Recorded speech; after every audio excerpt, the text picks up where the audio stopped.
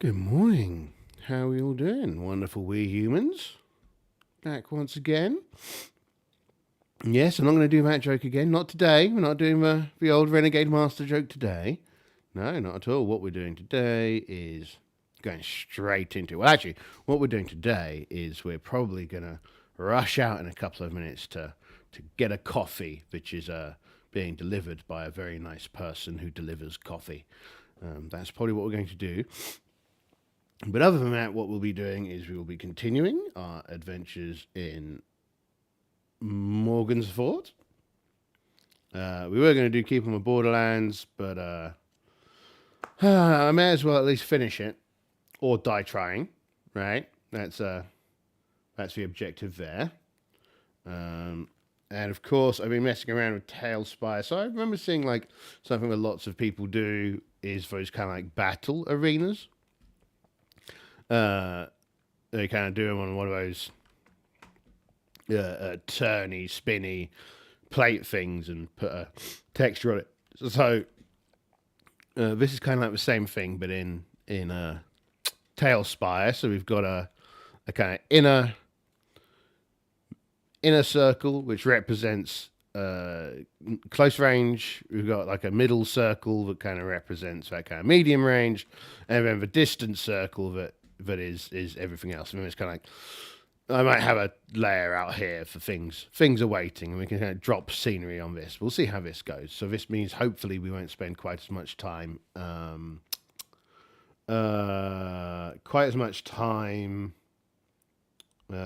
was I thinking about? Building scenery, right? We've got the map, we've got the descriptions, and then we've got this to do the fights in. So what we're going to be doing is, continuing our delve into Morganfort. Once my coffee arrives. How far away is my coffee? My coffee is unknown. Updated arrival 11:05 till 11:15. Course, so we could talk until then. So we got some little preamble, a little preparatory conversation. And one thing that we need to do with this Morgansfort campaign is think about the economy. How do coins found in the dungeon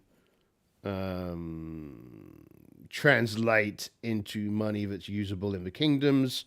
A stamped currency solution is probably the most logical one in an area. So all the money, all the golds, all the silver pieces, everything that you find is handed over to the lord of the area, and the lord of the area gives you like permissionary notes and coins, right? Valid legal tender for the realm. So I think that's kind of the way that probably should work. It's just figuring out an exchange rate that's good. It's like if we're saying that a suit of plate is 800 silver pennies, how many thousands of gold pieces is that, right? I mean, you could go one for one, but then you end up with the same problem that you have anyway, which is there's this mid-stage in the game, right, where you've got all your equipment, and replacing equipment is nice and cheap, but you can't afford any of the expensive stuff. So you can't start building a house or a keep or anything like that until you get lots of money. I mean, maybe that's an option, right? Is renting a keep, a fortress from a lord.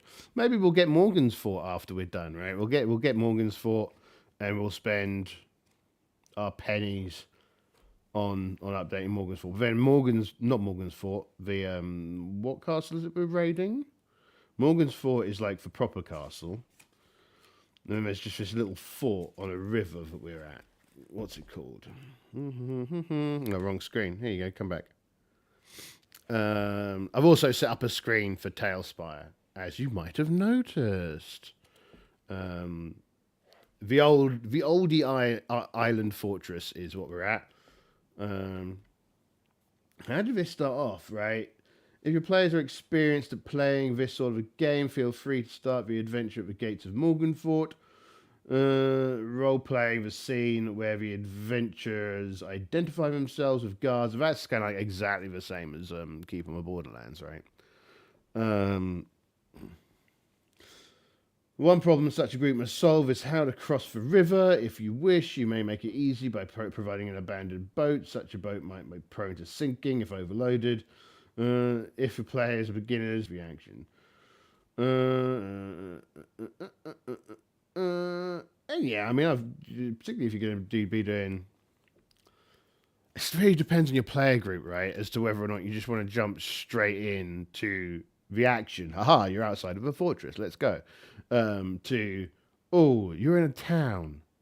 Show me who your characters are. I'm a lot more into the first than the second, to be frank. You really find out who a character is when there's a giant spider barreling down the corridor to consume them. Not so much when they're in town, in an inn, being vaguely irritating. Not that I ever call players vaguely irritating. I love players. They're wonderful. I've also looked ahead, right? And I am very dubious as to whether or not this party is going to survive the second floor. I definitely think we're going to be needing to make some replacement people. Again, this seems to be, particularly these, not the original B series modules. So this happened in Caldwell as well, right? When we were in Caldwell, we ran the first floor and it was fine, but really we didn't get any decent gear, right? We didn't really get any scrolls or magic items or potions that were particularly useful on the first floor. And then we went down to the second floor, and then it was some kind of polymorph that pretty much did off most of the party, but also some wizards with sleep were down there. But just slept in. Oh, here it is.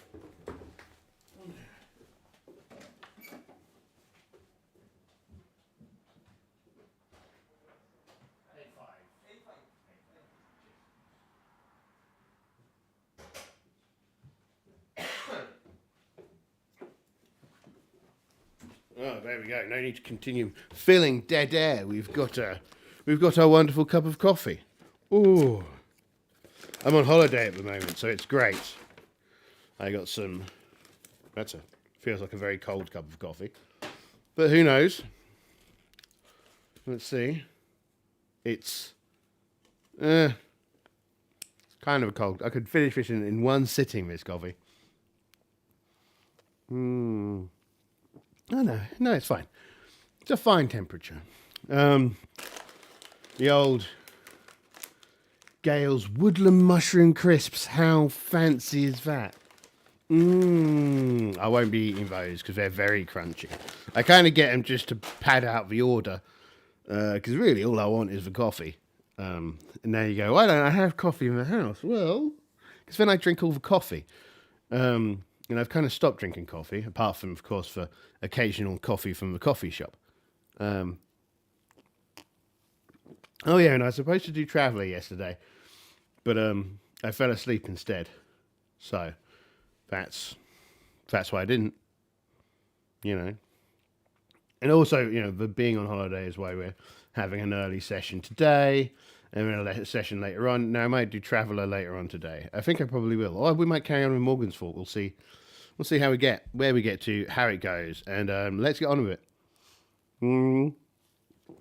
So, if we remember, we last left our party. Let's get all this junk out. To make some room. Get the board rubber out of the way. So I do lots of agile stuff normally. So I already had all this stuff when I bought like mats and things, right? I was like fully prepped. I don't need this mouse because this is another problem that I had yesterday. Well, just recently, right? I've got really, really bad RSI in both of my shoulders at the moment, and yeah. Using the computer, using the mouse in particular, is like hard work. Really hurts. I lost me anarcho-socialist flag. I've put it somewhere. No, it's fallen off the back, I expect, which means I'll probably never find it again. You'll find out if I do, won't you? It'll be there, and you'll be like, oh look, there it is.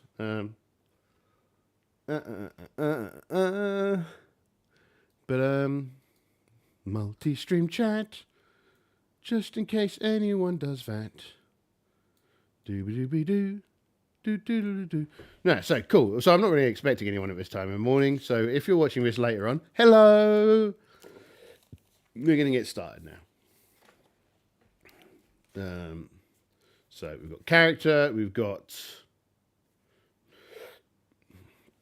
No, the weather doesn't matter because we're inside. We've got some detections. Yeah, cool. Wilderness travel doesn't matter because we're inside. So the only one we're really interested in is this little card. Oh, lip balm. Now, if I was really clever, I'd have populated my monster table here, wouldn't I? But, you know, I'm not. I'm not that clever. Monster table. For Delve. Yeah, this is a... Oh, yeah, one of my people is still tripping balls. I remember. But we're soldiering on regardless, you know. May as well keep on going. Even though we are tripping. That's what you get for drinking a potion of silliness. And there's our map. Right. I think that's everything we need. We don't need the calendar because the day hasn't gone on yet. We don't need the character sheets because there's nothing particularly important on them. We don't need the world map because we're in a dungeon. And that's the calendar. All right, cool, yeah. So, we're good. Let's go. I need my Dungeon Master screen. That's what I need.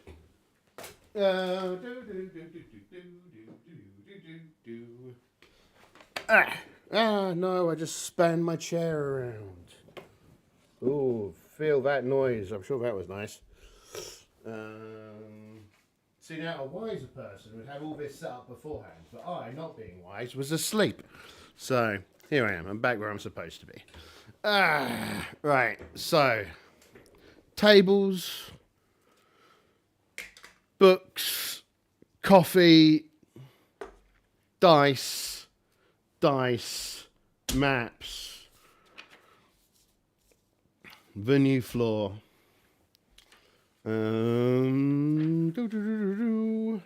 Yeah, top. Characters, so we still... Boudica is injured. She's down to 5 hit points. Katuku is injured. They're down to 4 hit points. Other than that, we're kind of fresh. We've still got all our spells. So yeah, that's going to be good. And we've got plenty... we've got plenty of torches.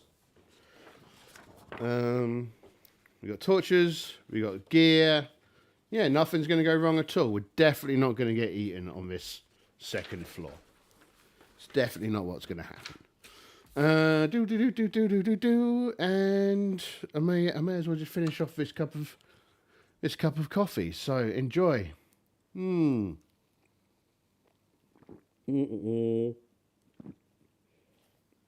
Very nice. Let's get that out of the way because I'll just keep on tripping up on it. Knock it all over the table, be very annoyed. I don't need that cup. See, I've got a cup for my hot chocolate, I've got a cup for my tea, and I've got a glass for my water. And none of that stuff needs to be here. So right, cool. Right, now here we are. Good. We're stable. I think we're stable. We're stable. So we descend the floor. And that'll mean a turn has gone by. One turn. Wandering monster check. We need a dice. 2. No wandering monster. And we come down these stairs into this here corridor, right? Let us see what delightful text awaits us, my friends. Ooh, what could possibly be happening? 20. This unlit flagstone passage is empty, save for that. For odds and ends, it's bulk effectively blocks the passageway at the intersection, where the number is on the map. So we go here, and there's a large greyish brethren. A beautiful slime is there in the corridor, kind of being slime-like and minding its own business. Now, there's no way to get past it. It's kind of blocking the tunnel in its entirety. And so this is a kind of a forced encounter, really. They got to do something about it. So, grey jelly. Grey jelly. It's a 2-hit dice monster. No, that's a 3-hit dice monster. Okay. 3-hit dice. That means we're looking at 7, 8, 9, 10, 11, 12, 13, 14, 15, 16. Cool. They've got how many hit points? It's got 11 hit points. 1, 2, 3, 4, 5, 6, 7, 8, 9, 10, 11. And it's got 3 hit dice, damage is 2d8. Move 1 foot. So it can't move much, right? But that's a lot of damage. That's like definitely going to kill anyone it hits. Almost certainly. Unless we get real lucky. So let's see. Do we have a slime?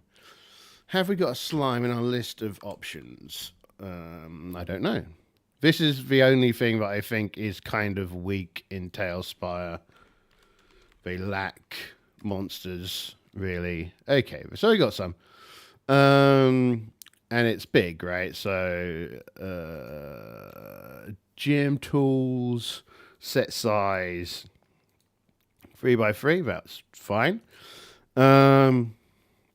Now, it only moves 1 foot a turn, so I suppose grey jelly. Let's check to see, does it have any special rules around damage, right? Because it doesn't in here, in this wee book. The wee book doesn't say that it's got any special rules. So, let's see if we can put that somewhere where it's going to behave. And then let's just check here to see what we've got on slimes. Do we think... It's a jelly, so J. A, B, C, D, F, G, H, I, J. J. See, if I keep saying the word A, B, C, D, E, F, G, so G comes before J. A, B, C, D, F, G, H, I, J. J. Jellyfish.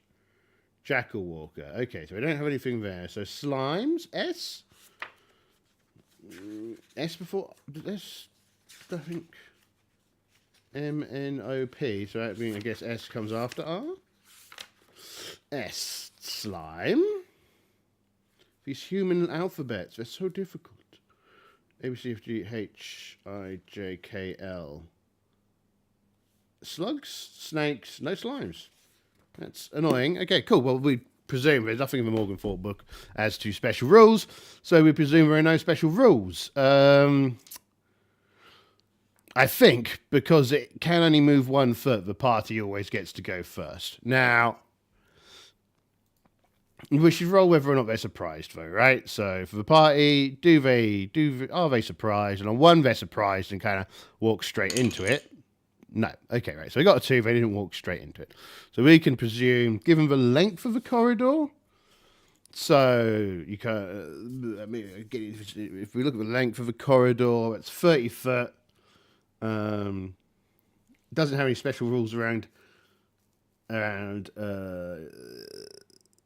damage, so kind of feels like we could probably plink at it from range, doesn't it? If we just double check that I've read that properly, right? So it can move. Its movement, move 1 foot. Saves as a fight at level 3. Morale 12, so it doesn't suffer morale. Yeah, this is pretty trivial, I think.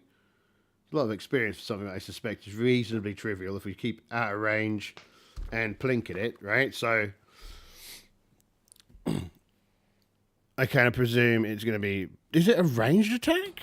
It just seems remarkably easy to kill for But you know, sometimes that's just the way it is. Sometimes monsters are just remarkably easy to get rid of. I'm just surprised. Attack 1, damage 2d8, movement 1 foot. Yeah, okay.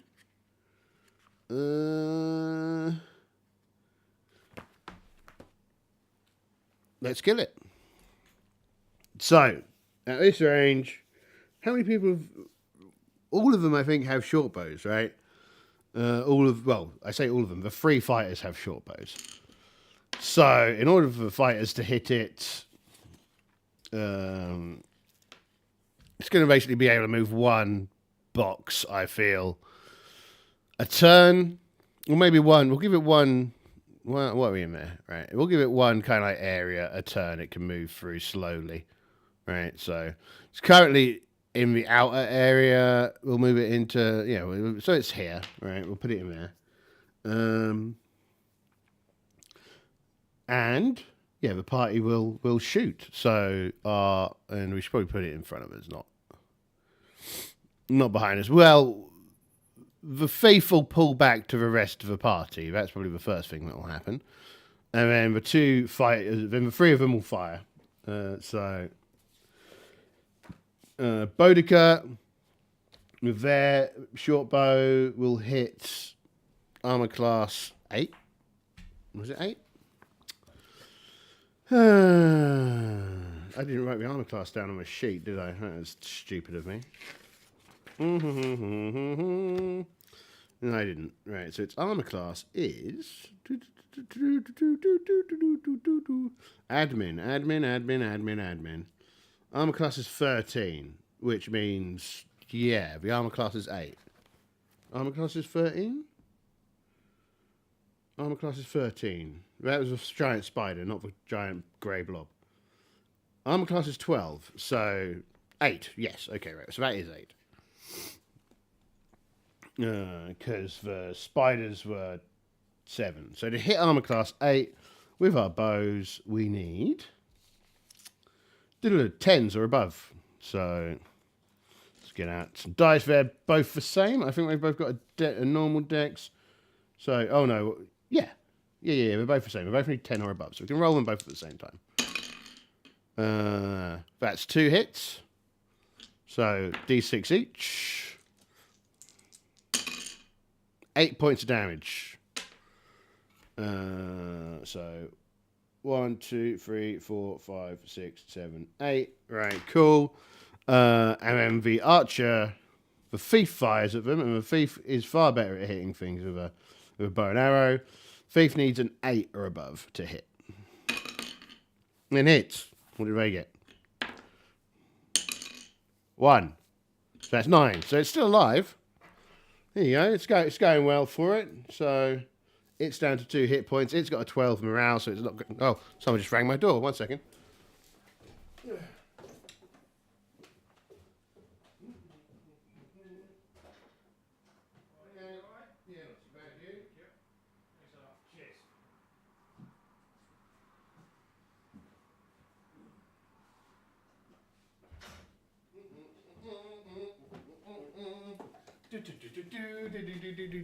Sorry, my something was delivered for my housemate. Looks very exciting. I suspect it's small plastic soldiers waiting to be stuck together. That's what I suspect it is. Right, so we're going to bring this monster in 1 box. I'm going to say with its wee tendrils, it can probably fire out grey goo suckers or something, right? That kind of feels like it makes it slightly more threatening. But that'll be next round when it gets to 5 O's. So I guess at that point we may as well roll for initiative. Pink is always us. Oh, it goes first, right? So it gets to move into the melee box, and has engaged the fighters, so it can attack. Other than that, it's just going to stay much as it is. They've swapped their bows for their swords. The thief still has the bow. I reckon it's big enough so we can still do ranged attacks. So we're going to do that ranged attack. 12, that's a hit. 2. That kills it. But it still gets to resolve its go, right? So we may as well just roll for it to hit. Who's it going to hit? Is it going to hit high, Boudica, low, Matoki? Low. It's going to hit Matoki. Matoki has an armor class of 3. So that means it needs a 13 to hit. You got a 17 to hit. So this is looking bad for Matoki. This is what happens when I give the monsters a little bit of a chance. Matoki is dead. Really dead.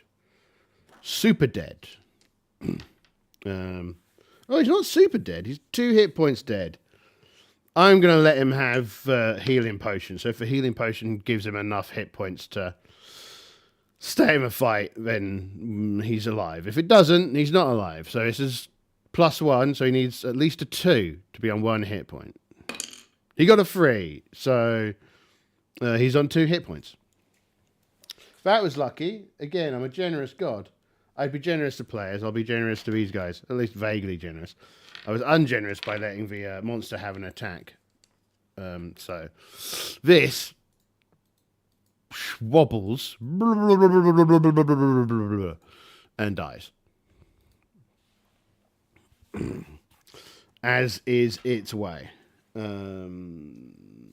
should probably note that Matoki almost dies. Oh, how worrying. Well, and he I know something you don't know. Right, so that's a round. Does anything hear the action? So on a 1 or a 2 is a wandering monster. That's a 2. Wandering monsters hear something. Do other wandering monsters coming from this way or that way? So 1 to 3, 4 to 6. 4 to 6. They're coming down here. Okay. What are they? There's a wandering monster table. 2.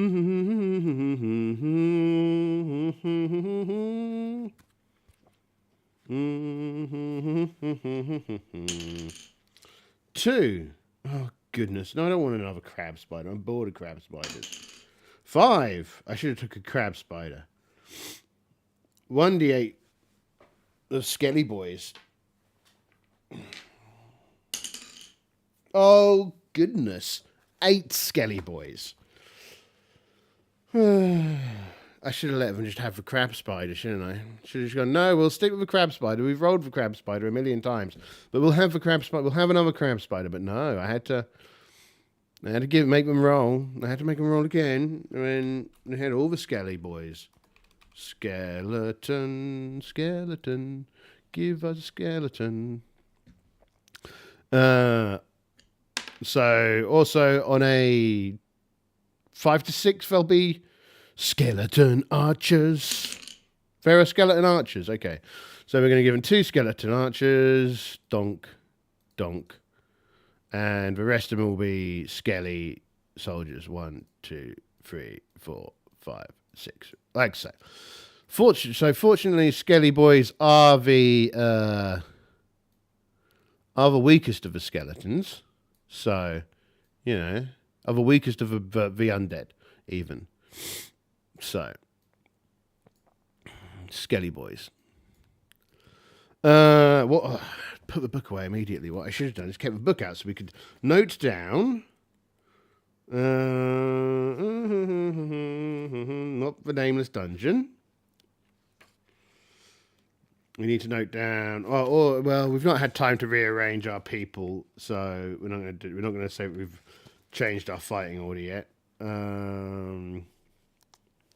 So the skelly boys, they range between all kinds of hit points, right? So let's just put some hit points in here. So you could be 4 hit points. That's one of them. You can be. Come back here. You could be 3 hit points. Yeah, 3 hit points. Okay. You can be the next one, which is 7 hit points. 7 hit points.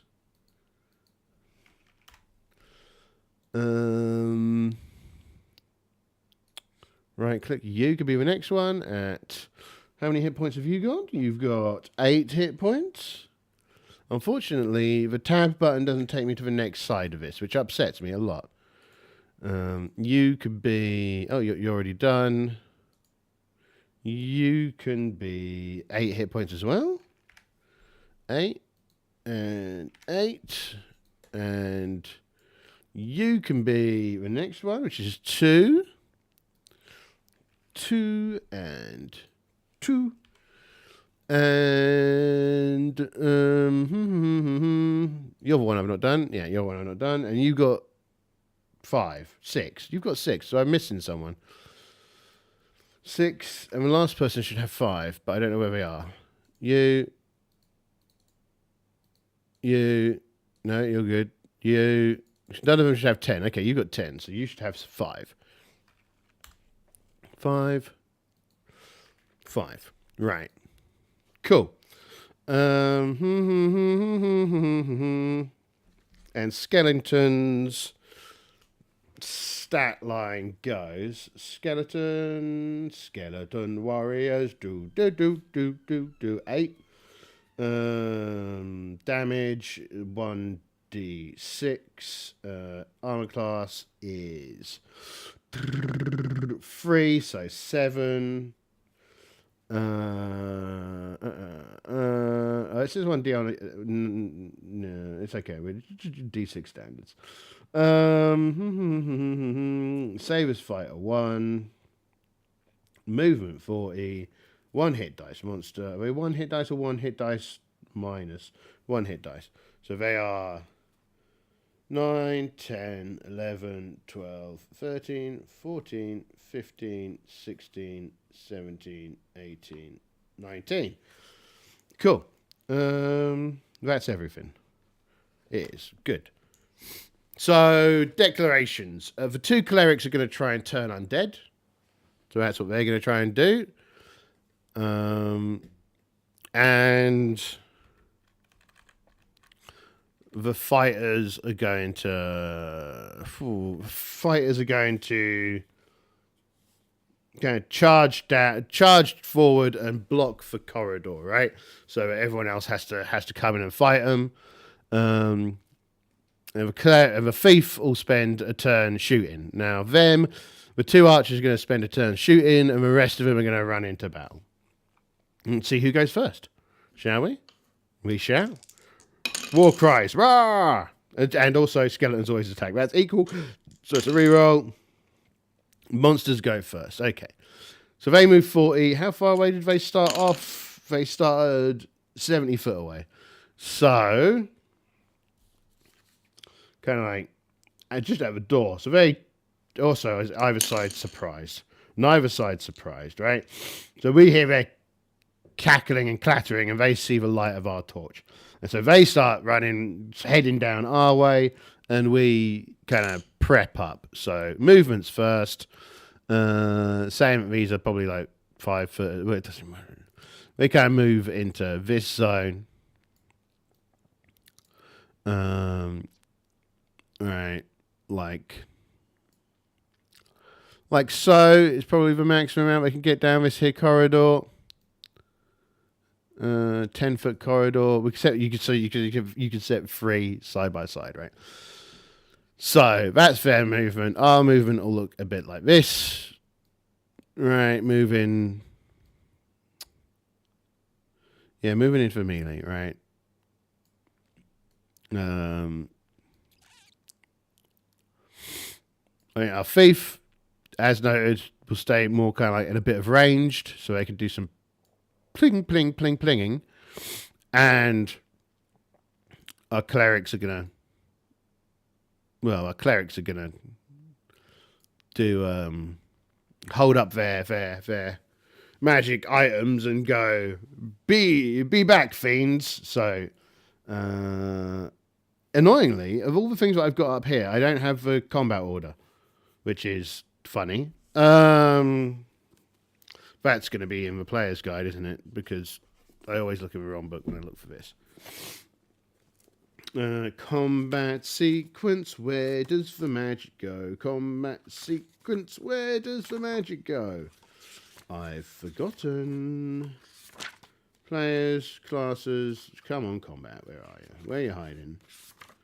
Adventuring, ability checks, damage, dungeons and adventuring, encounters, combat, 234.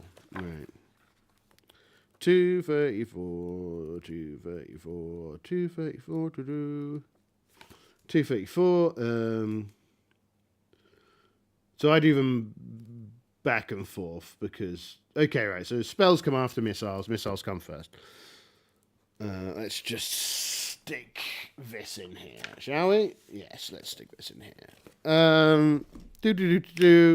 So missile first. Movement done. Missile. Their missiles get to shoot us. So they've got 2 archers, 1 hit dice. Probably shooting at our front rank. So our front rank. So this one. Wait, who are you shooting at? Who are you shooting at? Who are you shooting at, Wallace? So this one's shooting first. We can't shoot our front rank. They're in melee, right? No, I reckon. I reckon they will because they don't care. So yeah, 1 to 3 they'll shoot at Matoke. 4 to 6 they'll shoot at Boudica. 4 to 6 they're shooting at Boudica. So Boudica's armor class is 2. So they need 16s. They get a 20, so that's a 16. D6 plus 1. 3. Okay. Boudica's not looking too healthy. We've only just got down these stairs, and it's already looking like we should probably run away. We do have so she's down to 2 hit points. We do have 900 gold pieces worth of thingy, so it has been worth the adventure here, but it is what it is. So that's the ranged attack from them. Our ranged attack is going to go off. So that's going to be this ranger on their rangers. And their armor class is 7. So the ranger is looking for, the thief even is looking for, who is basically our ranger. The ranger is looking for 9s. And with 17, that's a hit. So which one did it? 1 to 3, that one. 4 to 6, that one. 1 to 3, so that one. Damage done, 2. Oh, that's fortunate. 0. This one is deed. Is it just a deed? No. Kill. That one's dead. Awesome. Okay. Melee. Well, I reckon these 2 are going to attack Boudica, and this one is going to... No, magic. We've got to roll for turning. It looks like they're using 2d10s in OSE, not 2d6s. Okay, let's roll. D10. There's a D10. Another D10. There's no one. No. So we're looking for 10 or more. Come on. That's an 8. So our first one doesn't turn anybody. Our second one, 5, doesn't turn anybody. So there's no turning. The skeletons are not for turning. They're not feeling like turning today. They're all in on this scrap. So melee. Now these 2 will attack her. They need, in order to hit Boudica, they need, do they? Let's check for this one, right? 1 to 3, 4 to 6. 4 to 6. Okay, that's upsetting. They're ganging up on matey here. So they should be kind of like more in between these 2 thingies, kind of blocking the path. So these 2 are going to attack Matoke. We'll roll Matoke's attack first.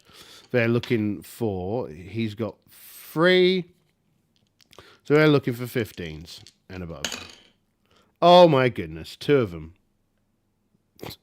2 hits. So He's only got 2 hit points, so he's dead again.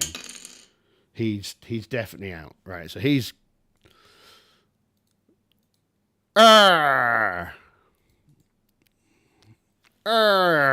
This is... But he does still get to attack them, so... Oh, what's that button? Wow.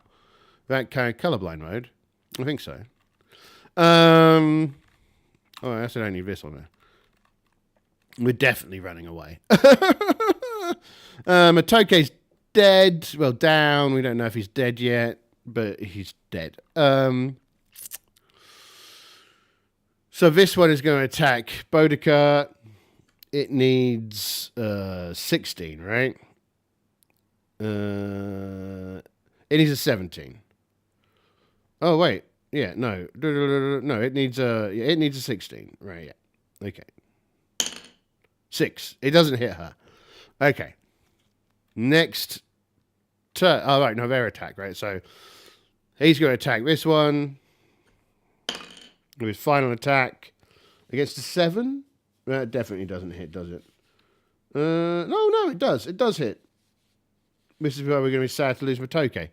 Matoke hits, does a d6 plus 3. 9. 9 points of damage in his final hit. But his dying attack takes the... No, it doesn't do minuses. Okay, fair enough. It takes this skeleton out of the fight. Right. Next. Next round. There's now a breach in this wall. So movement-wise, we're going to look to try and block this up and not have our skeletons, not have all our wizards die to skeletons. That's kind of what we're going to try and do. And the skeletons, of course, are going to try and rush around this gap and envelop Boudica. Oh, Boudica didn't roll. Boudica hit. Did Boudica roll? I can't remember. Can you remember? I can't remember. I don't think she did. So she rolls, she hits, and she also does 9 points of damage. So this one is dead. Awesome. Well, it's going badly, but not incredibly badly. So imagine if we managed to make that turn roll, this would all be very different. But we didn't make the turn roll. We very much didn't make the turn roll. So initiatives. Oh, goodness. Skeletons get to go first. So, skeletons will rush into this back line.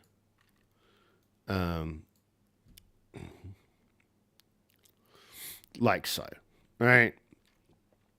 And then players' movement. Well, they're going to, I guess, just try and turn dead again. And then, yeah. Right. Firing. This one will fire at Boudica. As noted, to hit Boudica, it needs a 16 or above. 18. It hits. Of course it does. 2 points of damage. Which I think is enough to kill Boudica. Which is enough to kill Boudica. Boudica's down.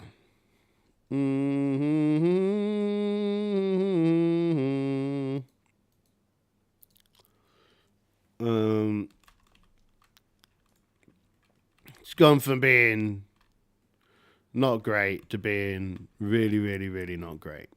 So, no ranged from the players, turn undead. So the first one is going to try and turn undead. For gods have forsaken them, clearly. 18. That's a turn undead. Now, I can't remember how turn undead works. Cleric. Turn undead. Cleric. Dwarf. C comes before D. Druid. Drow. Cleric. Turn undead. Oh, wait. Where on earth does this table come from, then? I don't know where this table comes from. This is a different table. This is a 2d6 standard in here. Oh well, whatever. We'll use 2d6 going forward. Yeah. Okay. Hit dice on monster is 1. Needs a 7. We got a 7. I need to replace that hit dice table. That turning table. Because that's the wrong turning table. I didn't think it was the wrong turning table, but you know. If the turning attempt succeeds, the player must roll 2d6 again to determine the number of hit dice affected. So 2d6 worth of monsters. Run away. 5. How many are left? 1, 2, 3, 4, 5. All of them. They're all okay, right? Good. So they kind of come in and then they all run away.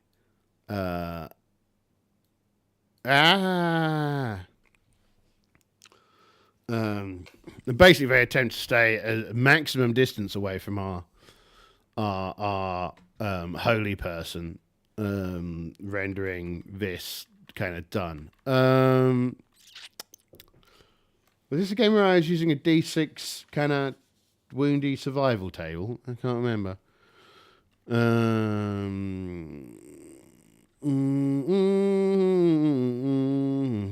Okay, so they run away. This is good.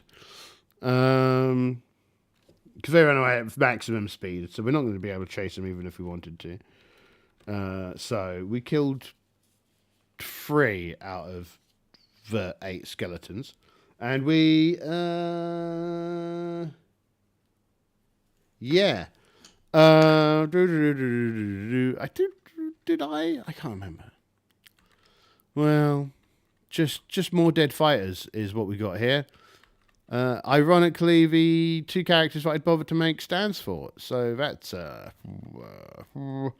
would you describe it? Vaguely annoying. Fine, they're dead. And that kind of renders this party ineffectual at the moment. So they're going to run away, I think, is probably the best move for them. Because with no fighters, we've got the 2 clerics. But the 2 clerics aren't much use on their own. But we are able to take everything off the bodies and kind of bring the bodies back with us because there's nothing preventing us, basically. But we have hit another random monster encounter, and we should roll probably on 1 or 2 more random monsters. 2 more random monsters. Okay. This is once we get up to the top of the stairs. What have we got? 3. What's 3? We've got... We've only got down the stairs, and it's just all gone horribly, horribly wrong. 3 is 2d4 goblins. Probably looking for revenge for the goblins we killed earlier. 2d4 goblins. 2d4 goblins. Where are you, d4s? Ah, there it is.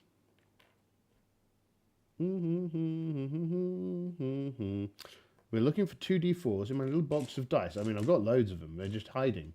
There we go.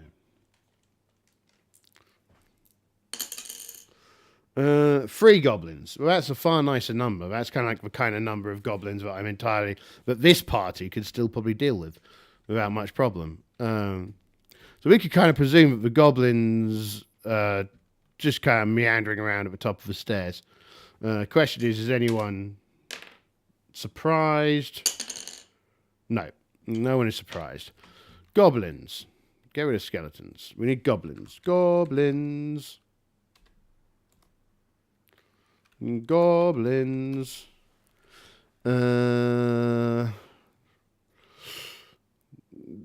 4, 5 or 6 for our archers. 3. There are no archers. Well, that's good. Let's just remove this lot from the table.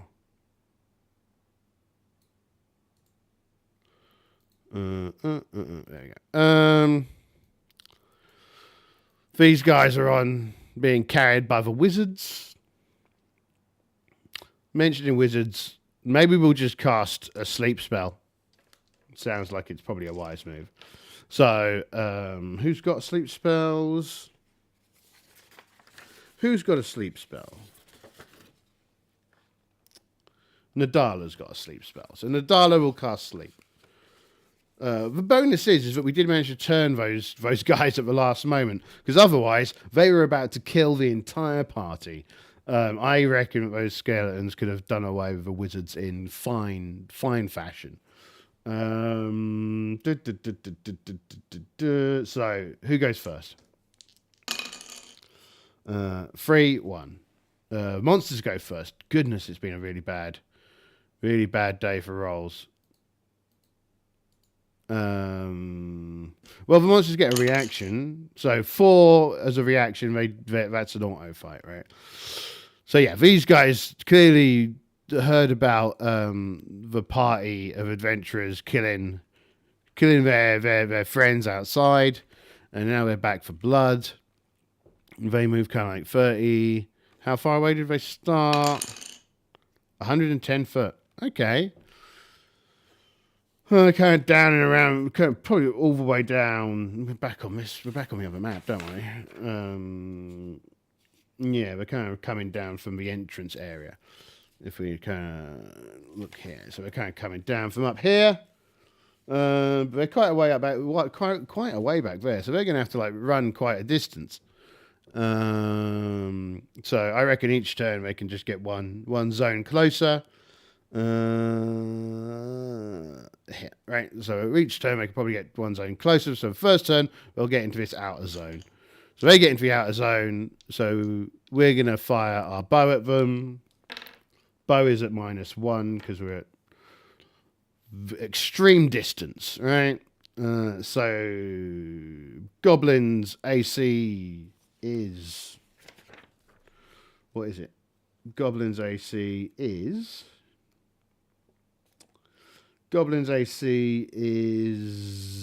14. 6. Not too bad compared to the stuff we've been fighting so far. So with a 6 armor class, we're looking for armor class of 6. We're looking for come on, you survivors. 6. We're looking for 10s. That's not a 10. That's a 5. 5 is a smaller number than 10. I don't know if you know, but I do. I'm pretty sure that's right. So Archer doesn't get anything. Next round. Uh-oh, come back. So their round, they move into this box. And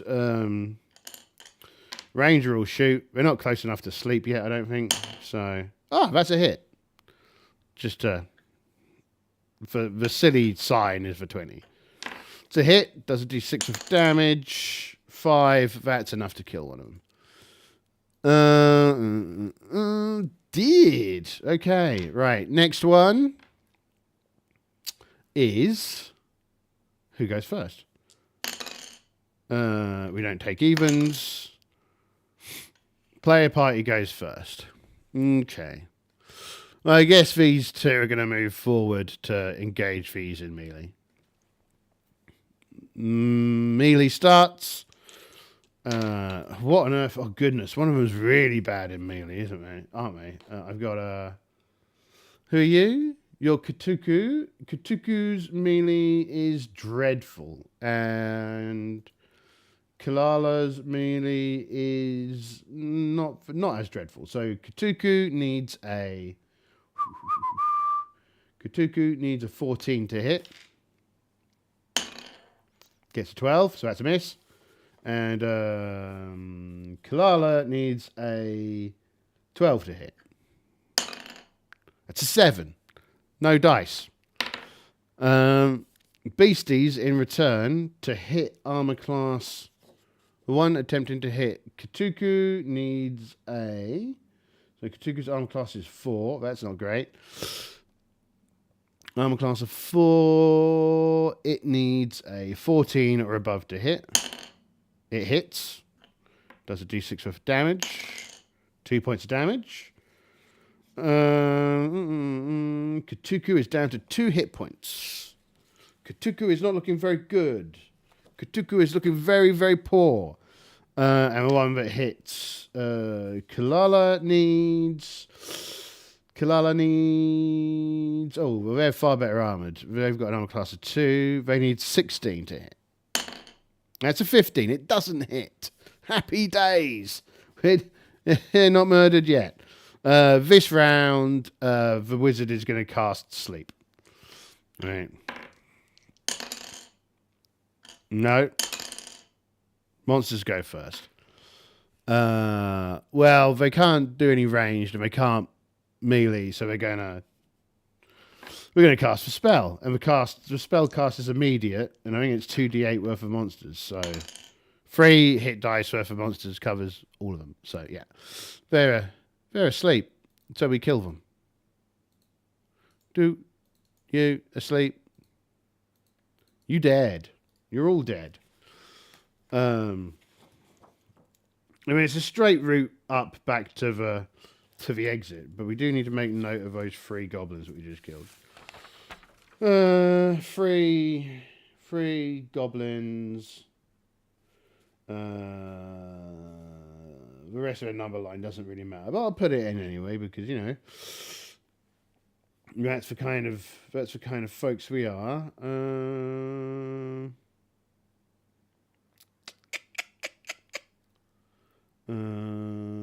What's that? 11.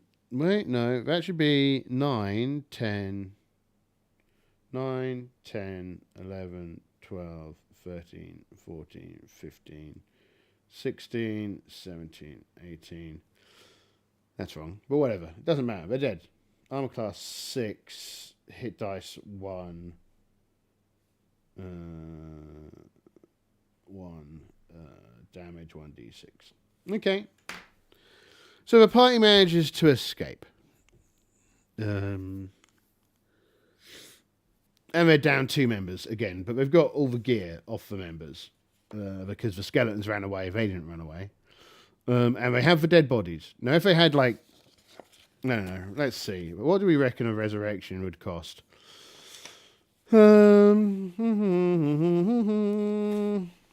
Like 1,000 silver pieces, probably. Something like that. 10,000 silver pieces. So they definitely don't have the money to do that. What is the cleric back at town? Just out of interest. Not very good, I don't think. So that's how bad. We didn't even meet anything dangerous. We just got unlucky fighting some skeletons.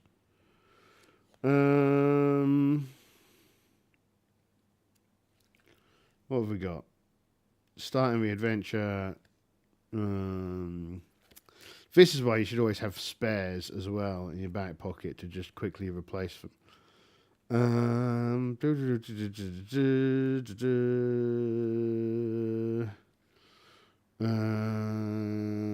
old. What was I looking for? Oh yeah.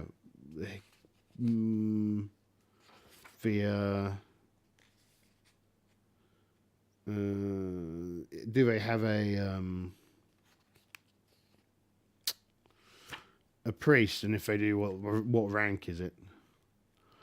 They do a chapel, but they only have cure light wounds, bless, hold person, cure disease.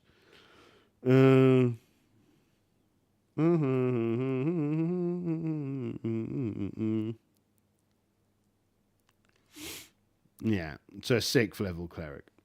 So yeah, sugar out of luck, gentlemen. We're gonna have to roll up some new characters. So what we need to do, what we should do, make sure we make a note of this. Where's the? There it is.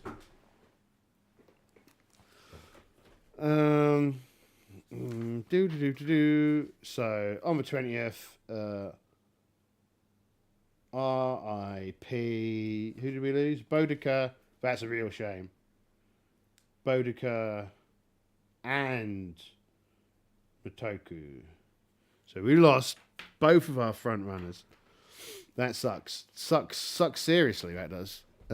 So We need new characters. We need some more. Do I have... can I share easily the misery that is my... do I still have this party somewhere? Which party was this? Is this them? No, that's not them. OSC party, monsters, NPC sheep, party 2. Is this party 2? No, that's summer held and some others. File. What else have we got? Where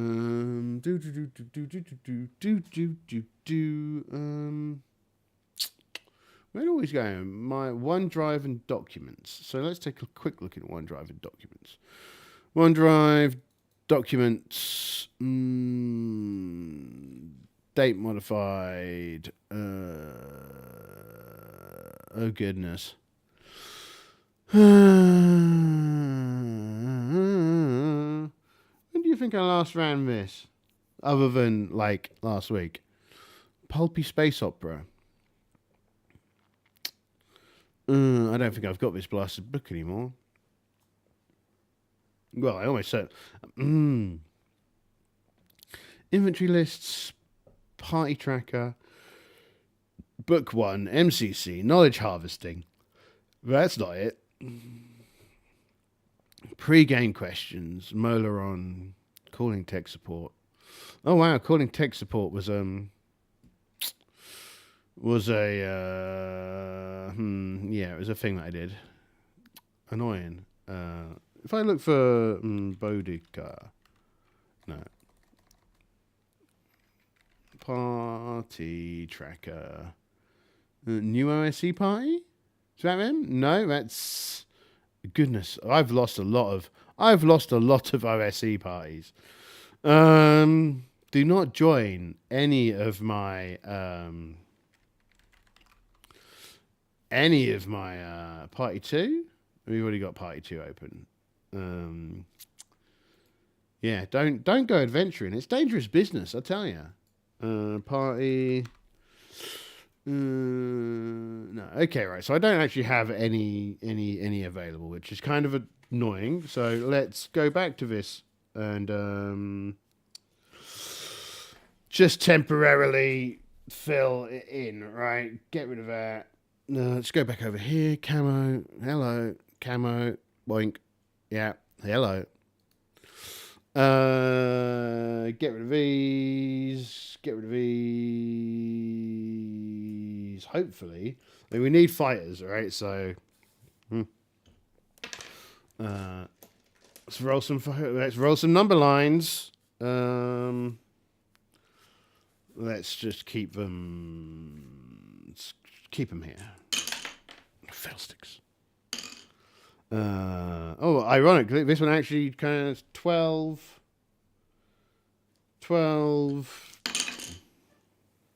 10, 9, 7, 12, and last but not least, 11. No, it's not. No, it's pretty bad. So we'd go strength 12, intelligence 10, wisdom 9, dex 7. Dex 7 is not good enough. You're just going to die. 12, 11, right? Because that means their armor class is at -1, which means they're dead, right? They can't survive that stat line, so that's a useless stat line for a fighter. Next, 8 as a strength, that's useless. Next, that's useless. Immediately said 9, so that's a 10. 10's fine. 10, 10, 11, 8, whatever. 3. Well, this one's useless because again, that's dex, right? No point in having a dex of 3. Get out of here. Next, 13, Oh, wow, that's a 13 again. 9. No, come on, we need 9s or above in these next two. That's an 11. Good. That's useless. That's -1 hit point, right? It's pretty useless. And we'll keep this one, right? 9, 13, right? So 11. So we could take that down to 9, and we could take that down to 9, and that gives us 3 more to put into that. So 16. So a 16 strength, 16, 9, 9, 9, 7, 13. You can't take away from the charisma to increase your primary stat. Okay, and we're going to give him maximum hit points because you've got to do something to keep the buggers alive. Even then, even with 9 hit points on Boudica, she was just out. Done. 7. Right. And their hit chain is 1 up, right? So it's going to be 8, 9, 10, 11, 12, 13, 14, 15, 16, 17. We're just going to give them all the same equipment that Boudica had because what's the point? We can't get around to doing a whole kind of. I'm not doing another inventory list. I can't be bothered. Next one is 12, 10, 7, 9, 12, 12, and then 6. Right. So this is fine. The 10, 10, 14, not great. Really not great compared to what I did have, which is 2 fighters with 2 fighters with 18. These guys are pretty awful. 10, 7, 10, 7, 10, 10, 10, 10, 6. Well, at least you've got full hit points, so 8. Just go to the random name generator.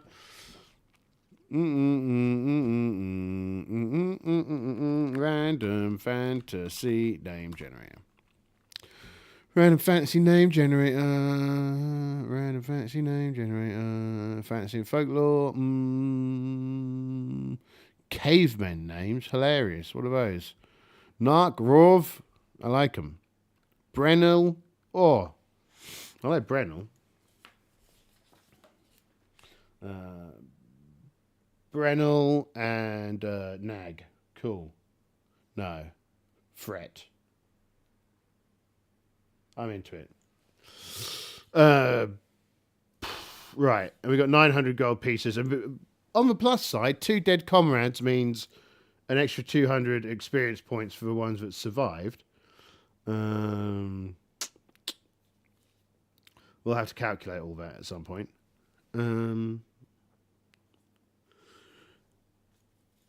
But we're going to need to spend 4 days healing. And we're probably going to need, we're going to need to spend some time here repairing our armor, right? Oh, no, the armor's pretty easy to repair. They probably just got an arrow through the eye slit for Boudica. Straight into the old brain pan. That's where the arrow went. Okay, cool. So we're going to have to go back out there with these 2 losers. But we're going to have to wait 4 turns to do the healing. So 1, 2, 3, 4. Back out on the 24th. All right, that's probably 1, 2, 3, 4. Back out on the 25th. Back to the fort.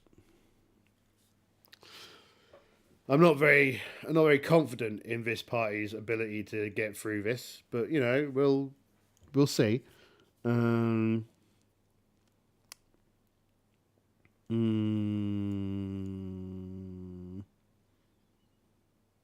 right, so this will be.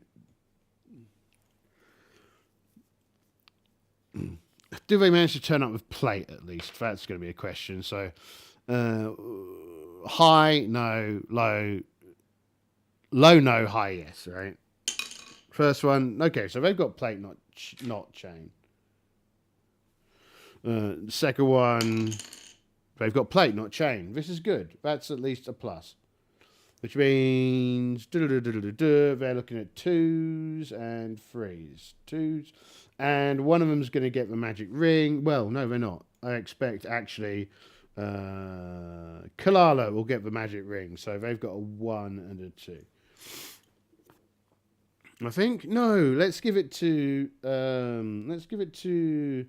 Cassandra. So Cassandra gets the ring of protection, right? Ring of protect.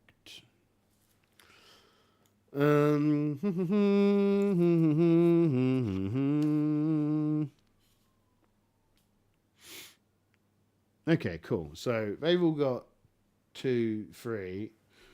Let's go back in there, right? Back into the dark. Back once again. This time, hopefully, the gods are with them, because last time the gods were not with them and did not save them in their moment of need. They very much failed for the party. Did for gods last time. Donk, shoot. But we do restart the dungeon tracker as well, because it's a brand new day. It's a brand new day with a brand new point of view. We should also go to... Where's our equipment list? Admin. These potions are all gone. Shoot. Get out. Well, we do still have the poison, so I guess we'll give the poison to poison. That's not how you spell poison. Poison. I was kind of hoping that we'd, smash that dungeon, or at least face some of the nasty beasties that are in there.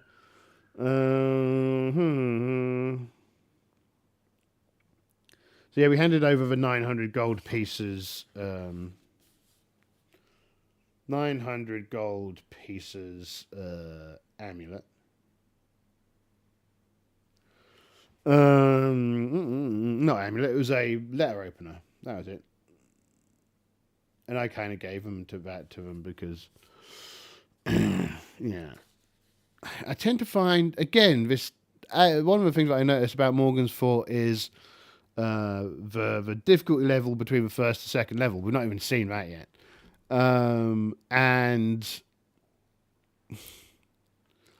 when there's loot, there's lots of loot, but otherwise there's no loot, right? So if you find a room that has loot in it, there's going to be like a substantial amount of loot.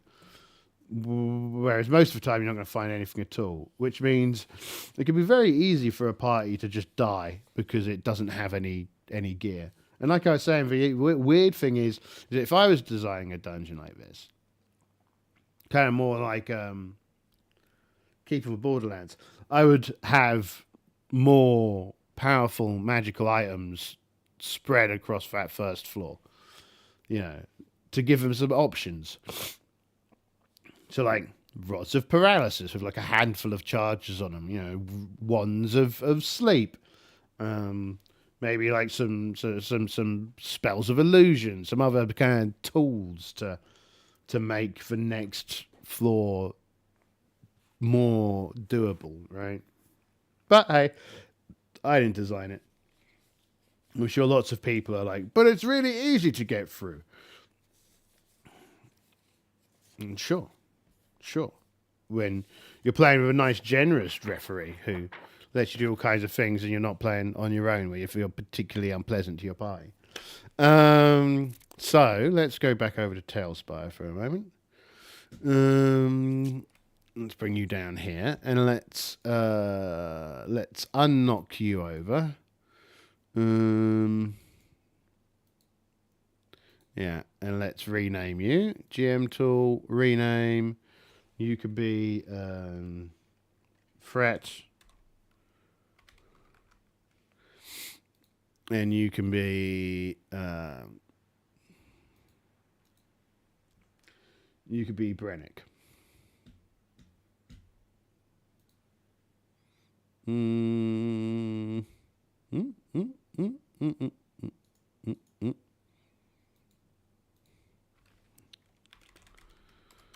Because I only just made these miniatures, so I'm definitely going to use them again.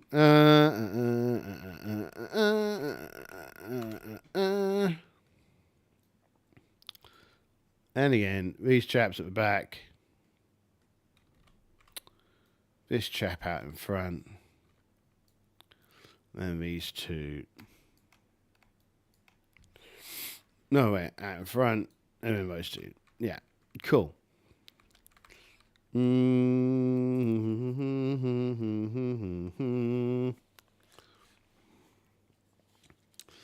we arrive back at the fortress on the 25th. It's going to be a dark night tonight. But that's not a problem. We'll probably only survive in here for an hour or so and get butchered by a collection of angry ferrets.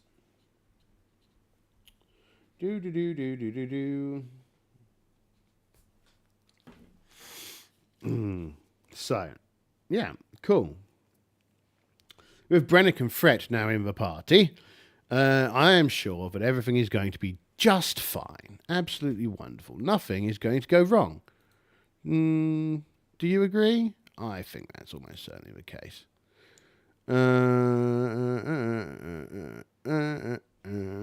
Let's see. So, we're in a dungeon yet again. Let's be over here. Camo. Where's the map of the dungeon? There it is. And where's the time tracker? Yeah. Has room 1 restocked with anything? 1 to 3. No. 4. It'll be a 4 to 5 monster, 6 trap. 3. Nothing. Right. Cool. So we're going to head down here. And 2 and 3. Have they restocked?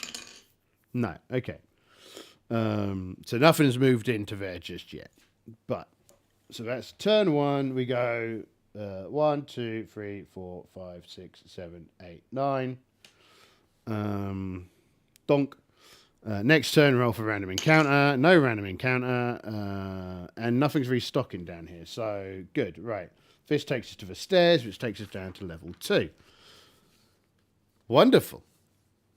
I don't think anyone would have leveled up because 200 experience point. I've not really sat down and really figured out how much experience points they've got.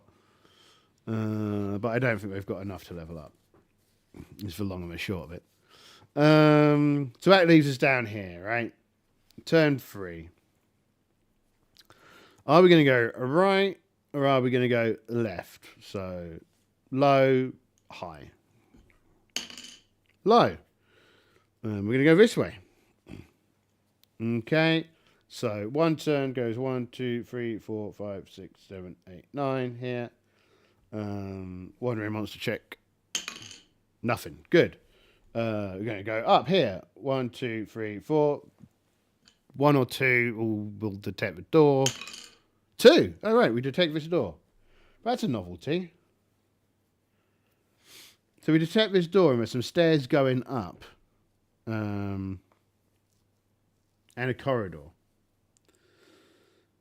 Do they want to explore the stairs? I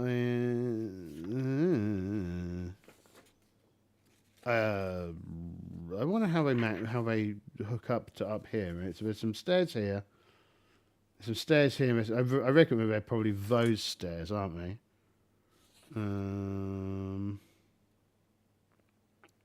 It's kind of one of those funny things where it's like you've got you've got 2 stairs coming down to here, but you've got 1, 2, 3 sets of stairs on here, and that's the entrance. Am I missing a set of stairs on here? No. Weird.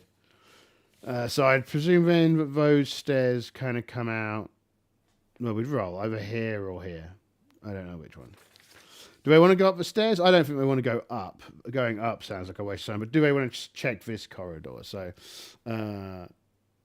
4 to 5, they want to go up this corridor. 1 to 3, they want to carry on this way. They want to check out this corridor. Okay. So 19. What is room 19? I don't think there's anything in it, from what I recall. Ow! I just hit myself in the head.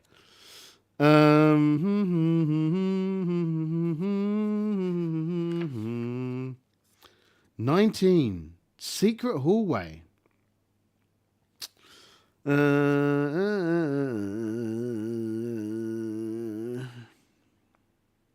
right, okay.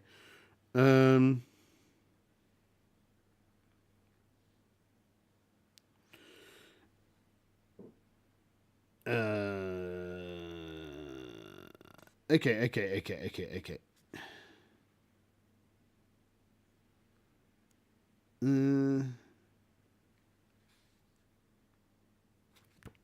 What's the check here? 50% of the time they'll be just in front of us. Okay.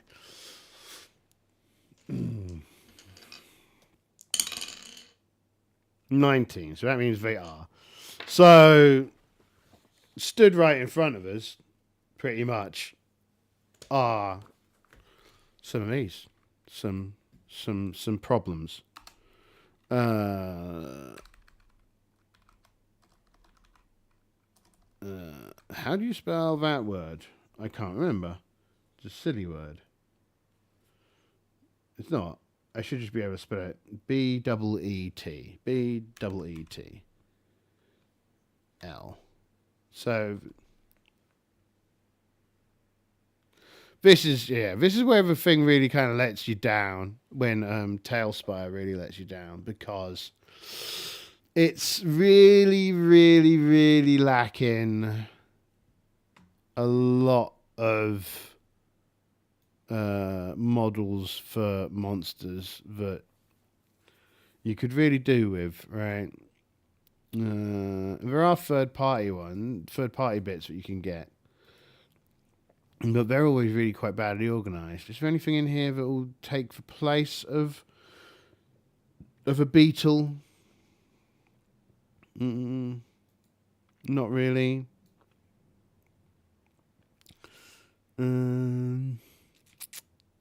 Any of these look sufficiently beetle-y? I don't think so.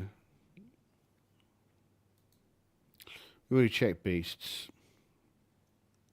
They definitely don't have anywhere near enough beasts. That's for sure. That's all of them.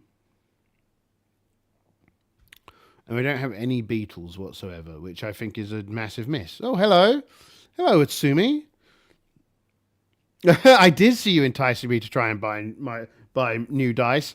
They're very nice dice. I did think they were very pretty, but the problem with them is I couldn't read the numbers on them. So that was kind of an issue with those particular dice. They were very pretty, but definitely more ornamental than they were easily readable.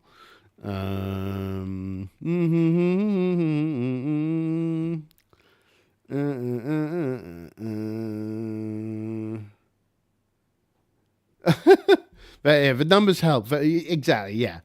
Thank you very much. That'd be great. I'm always fortunately, I am not a dice hoarder. I know some people who have far too many dice. Far too many dice. What am I going to use for a beetle? I'm just going to use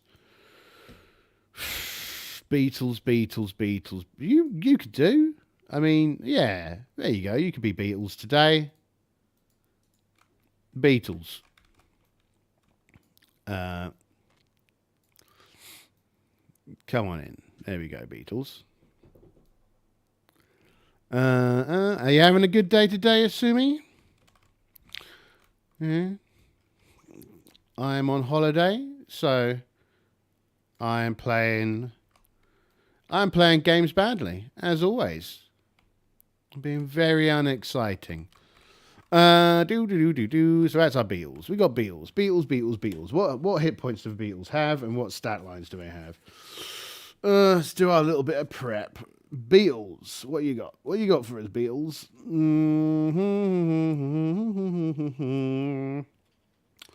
We've got 9, 12, 7, 10. Okay. 9. Good Friday tomorrow. Yeah, that's for one. Not that it's for me. It's just for the bonus long bank holiday, right? Any bank holiday which is a whole 2 bank holidays is for one. So yeah, 12. So I got 2, a 12, and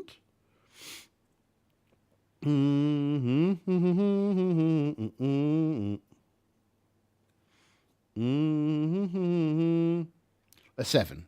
Wait, where did I give it 8 from? Oh well, whatever. It's 8 now. We'll give the other one the 7. No, not that. No, come back. No, stop whatever that is. There we go. Here we go. You're a 7. 7. With another 7. So I got so there's 2 bank holidays. So there's Monday and Friday off. And then I padded it out with 2 days of holiday. So that's like 6 days off in a row, which is cool. I like 6 days off in a row. It pleases me. Because I don't like working. Because I'm a slime. Why would a slime like to work? What I want to be doing is slowly decomposing things in a dungeon somewhere. Monster lines. That's what we want. Monsters. Beetles. Giant bombardier beetles.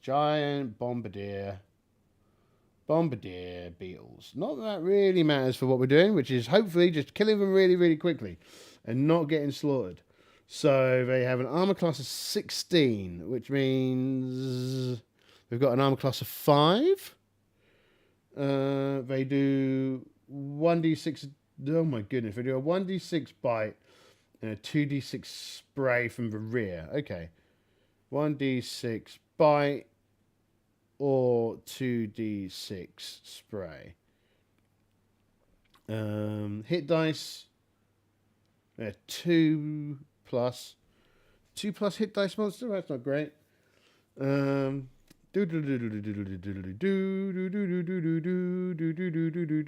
40. Morale 8, 100 XP each. Well, I just use the thingy for the number of XP. It is literally that would be my ideal job. Love it. Just sat in the corner, like a pile of leaves, maybe a small goblin body, a giant rat that I've surprised. That's what we're looking for. That's what we're looking for in life. 8, 9, 10, 11, 12, 13, 14, 15, 16, 17. Right. I don't have a huge amount of hope for this party. Okay. Who's going first? Let's see. As always, pink's for party. Not pink is for bad guys. Bad guys go first. Now, I should also note we're going to cast a sleep spell.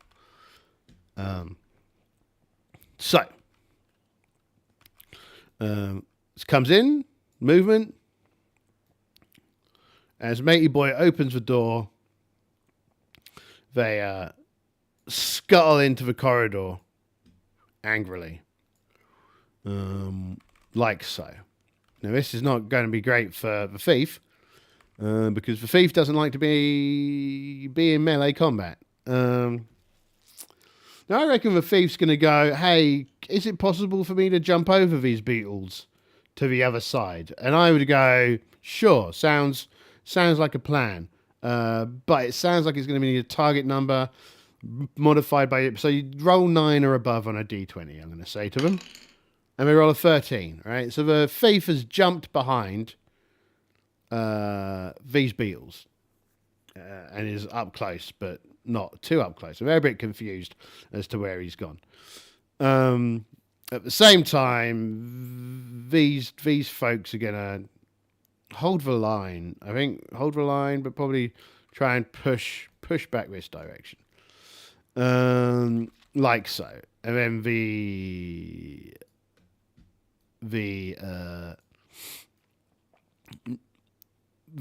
what are they? Cleric boys and girls are going to run up and do the old getting into the line of fire there for us.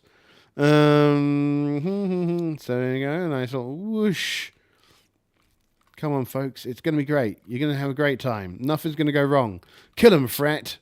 But they got the first go, so they're going to get to attack. So these two are going to melee Brennick. These two are going to melee. This one's going to melee Katuku, and this one's going to melee Fret. Right? So two of them on Brennick. Brennick's got an armor class of 3. Oh, no, he's got an armor class of 2, right? Yeah, Brennick's got an armor class of 2, so they need 15s. There's 2 of them on this one, so we'll roll both of them. 15s, that's 1 15. So they get a d6 worth of damage on him. 2 points of damage. We're starting off badly and looking to keep on going badly. So those 2 on him. This one on, who's this? Katuku. Katuku has an armor class of 4. They need a 13 to hit. They hit. That's not good. They do 4 points of damage. Katuku. This is really not very good. Oh, why have I gone into melee? Oh, well. Forget all that. Our magic user goes before melee. So our magic user goes... Let's just check the sleep spell a second. Sleep,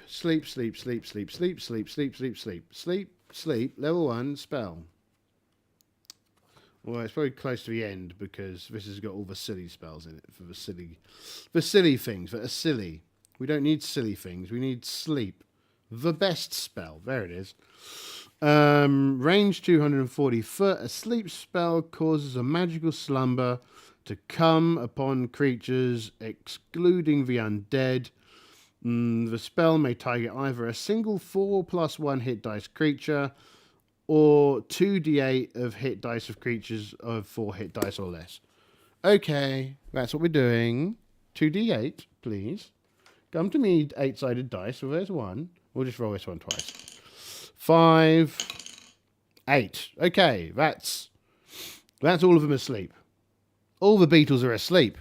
This is what we like. Sleepy beetles. Good night. Good night, beetle. Ooh, look, they can wiggle. Ooh. Sleepy beetles. And do you know what we do to sleepy beetles? What we do to sleepy beetles is kill them whilst they're asleep. Kills the sleepy beetles while they're asleep. Sleepy beetles, no longer a problem. Sleepy beetles, dead. Good. This is how we like to deal with our enemies, asleep. That does mean that we've used one of our 2 sleep spells for us. So that's not good. Knowing what's coming up, that's not good.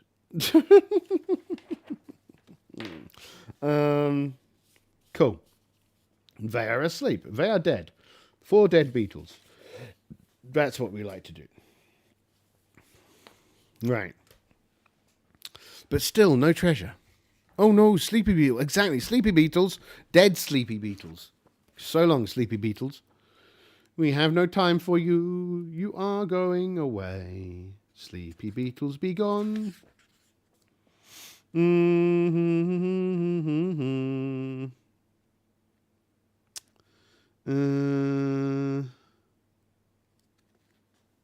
Then beetles. No treasure on beetles. Very upsetting.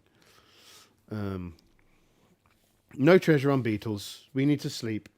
Well, not sleep. We need to rest. Roll for a wandering monster. Oh, fiddlesticks. Actually, I think by now we've killed all the wandering monsters. Maybe those skeletons will come back. Let's see which wandering monsters we've got. 6. Oh no, what's that? I don't know if we've seen that before.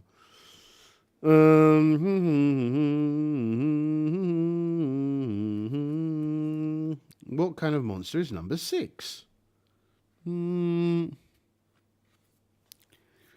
Yes, I will consume the wee beetles. They'll be delicious. Om nom nom nom nom nom nom nom nom. Over 6 of the sturges. They're already dead.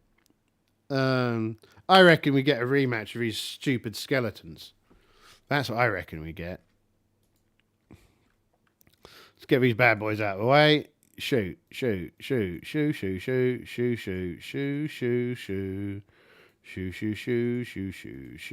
So actually, we didn't take any damage because they were all asleep. As we all kind of clamber together, either side surprised. Where's my pink dice gone?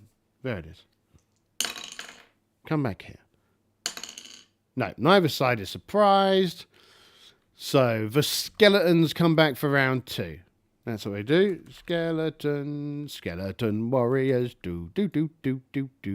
Not C, skeletons.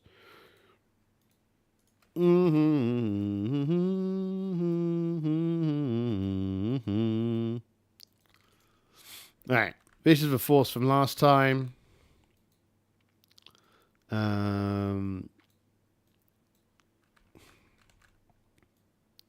Skeletons. So, right, cool. We already know all about them. See who goes first. 3, 5. Skeletons go first. Oh, goodness. So we're moving into this zone.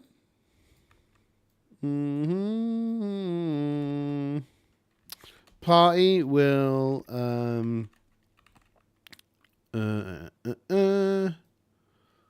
we'll again move up to block the corridor. So we move up, block the corridor. This time we're probably going to get all three of the people in and then one at the back to try and turn. So Katuku will try and turn.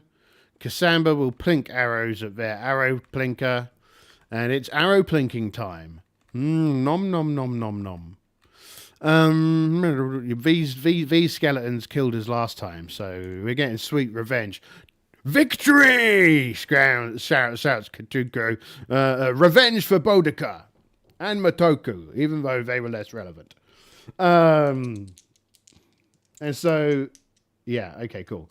Range. They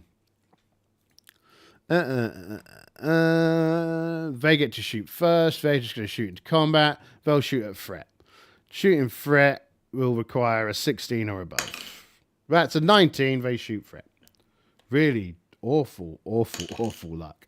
Oh, well, 1 hit point. What am I doing complaining about luck when we only hit for 1 hit point? So threat is down to 7 hit points. That's fine. It's just a flesh wound. A mere graze. She doesn't even notice the wound. So threat is wounded. Our matey boy is going to shoot back. Ours misses. Does not get the numbers required. Melee. Magic. Magic first. Trying to turn undead. We need a 7 or more. We got a 7. Okay, the undead are fleeing. Ha ha ha ha ha. But this time we are going to keep chase, right? Well, how many of them move? 8. Yes, they all move. Right, they're all running away. So we're not going to attack. We're going to attack them. They basically all turned around and are going to try and run away and have sacrificed their turn this turn.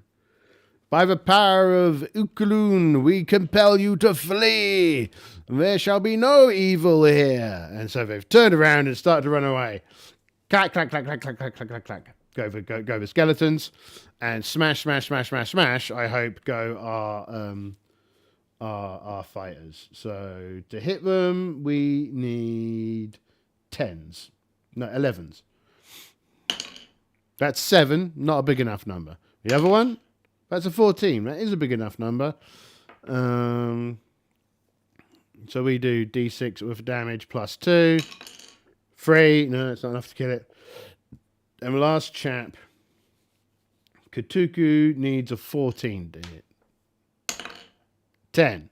Doesn't hit it. So the skeletons all run away. Scared skeletons. And they have left. They have left the fight. They have fled. We have fled. Again. Again. The skeletons have fled.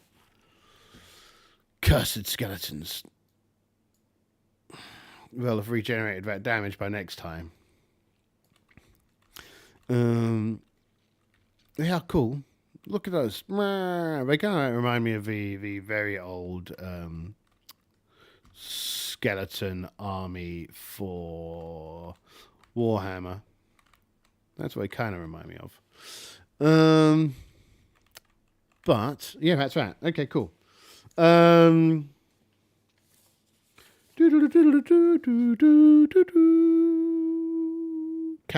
Right. Goodness, my stuff is just piling up, eh? Piling up. Turn.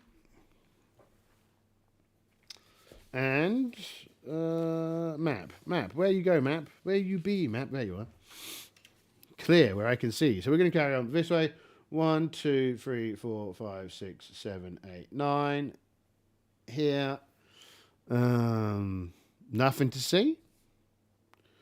I think from this side, these doors are obvious. Because they're secret doors from this direction, not this direction.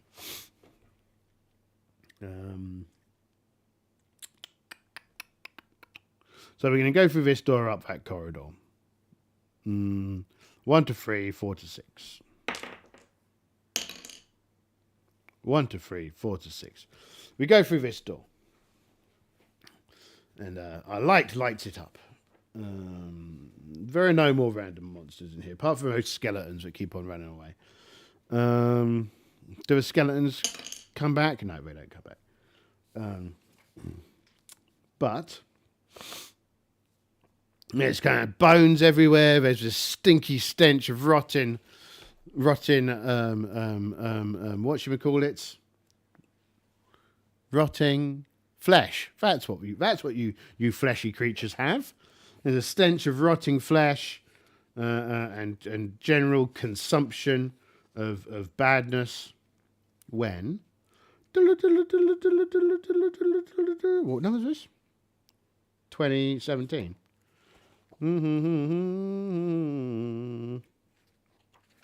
The pits.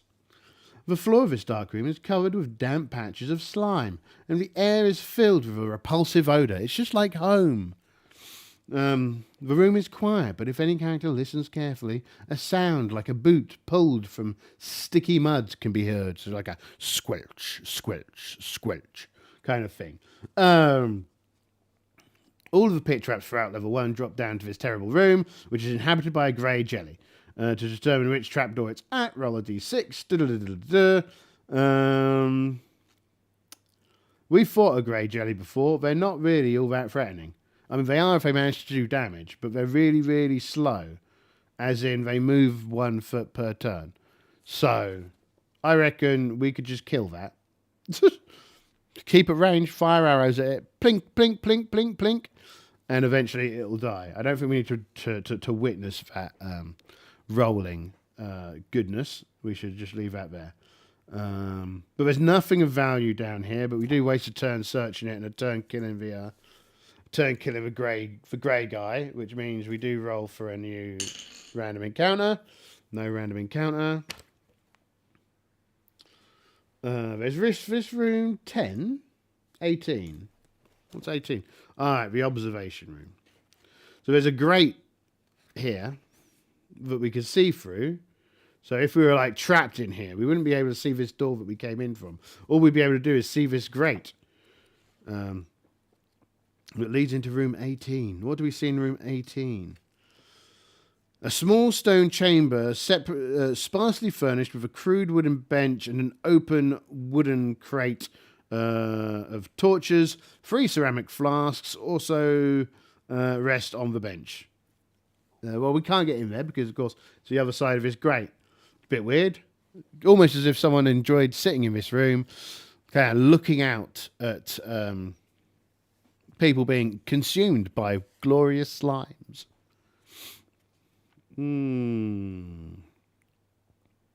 Or grey jellies in this case. Nowhere near as sophisticated and classy as a slime. Yes, I do need some water. 1 second. 1 second. I just want to get to the end of that room, eh? Hey, there we go. Oh, all of my slimy stuff hurts.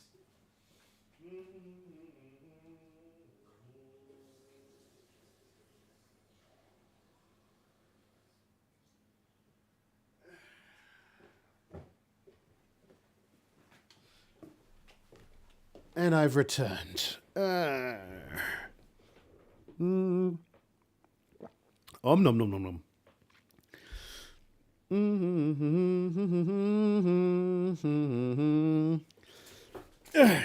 Right. What more awful things can happen to us? So we head out and we go back to room. We head up to room 23. So what do we find in room 23? We're on our way up to room 23. The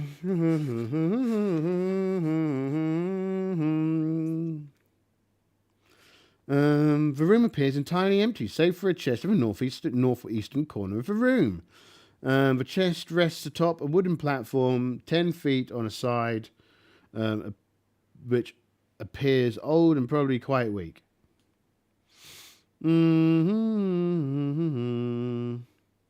Well, could we rob it? Does Trap Boy detect a trap? No, Trap Boy doesn't detect a trap. So we open it up, and there's 362 silver pieces in here. Clearly, everyone inside the party just they can see. You know that game where like there's a jar with jelly beans in it? They're really good at that game. Really good at that game. They are awesome at that game. There's one skill that every party has. It's counting an obscure number of dice. Not dice. Coins. Going, haha, coins. There we go. Someone could carry these 362 coins, silver pieces. And these isn't Boudica anymore. And this isn't Matoke. This is Brannock,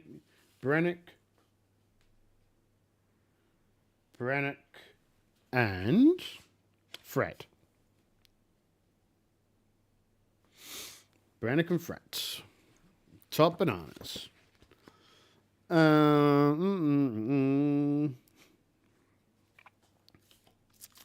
so we go through there, and that opens up into room 22, right? So we head into room 22. And there are 6 hobgoblins in this room. They are surprised to be seeing us. 9. So they're neutral, but kind of concerned. They've kind of got their hands on their swords, but they've not pulled their swords out. And our guys have, they're kind of ready with their swords, but they've not done anything yet. And we looked at each other, and we're like, what are you doing here? And we're like, we're looking around. I went, so are we. And we're like, okay, interesting. How'd you get here? And oh, well, we came from back there. I've got no idea how these hobgoblins got here. This is one of those areas where you go, okay, how did you get here? And we're like, just wondering. And we're like, well, there's okay, cool. Well, so are we. And we're like, okay, and let's just. You got anything to trade? And we're like, we got some rations. And we're like, well, we're kind of hungry. So we give them some rations, and they kind of just head off on their own way. Completely bypassing each other for all intents and purposes.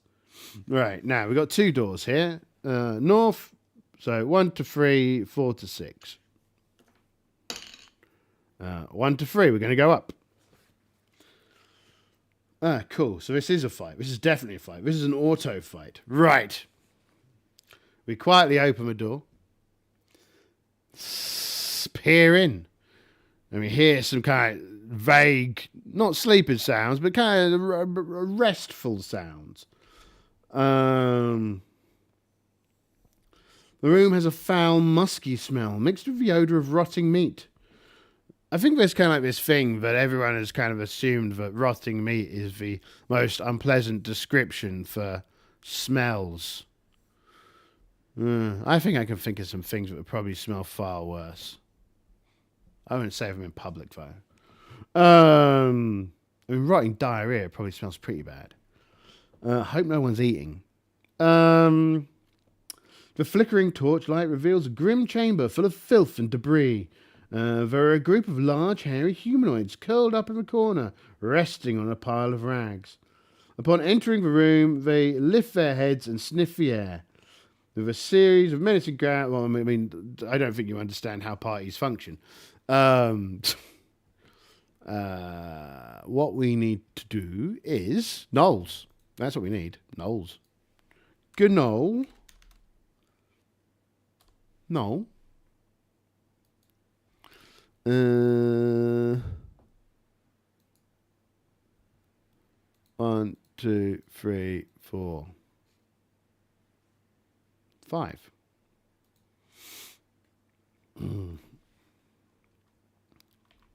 5 Knowles.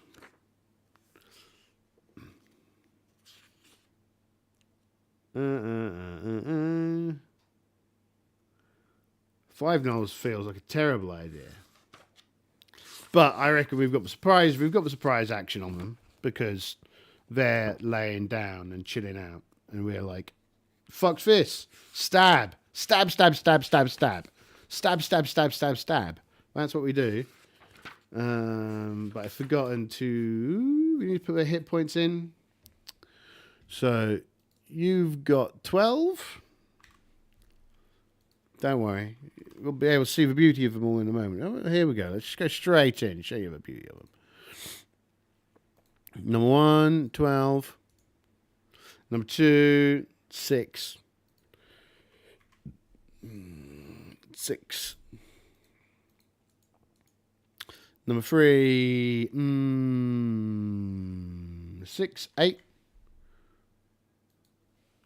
8. Next one's 10. No, don't kill. Next one's 10. This one gets the 8. There we go. All stats. All good. Let's write down what we know about them. So Knowles. We've got 5 Knowles. 5 Knowles. And we've got damage. It'll be 1d6. Because they just use weapons. Then armor class is 15, so that's an armor class of 5. What was the bombardier beetles? Bombardier beetles had an armor class of 16. Okay, 6 armor class. The bombardier beetle should have had an armor class of 4. These have an armor class of 5. Hit dice 2. So that gives them a 8, 9, 10, 11, 12, 13, 14, 15, 16, 17. Nothing special about them. So they're in this here room. They're kind of grrr, and we're like, and first off, what we do is set them on fire. Right? That sounds like something that a wise party would do. Lob a whilst they're still laying down, lob a couple of oil flasks in there. Right? Sounds good to me. I reckon they're throwing 2, so I'd say targets. Give me a target number of 10 or above. One of them lands quite nicely. One of them kind of smashes on the wall.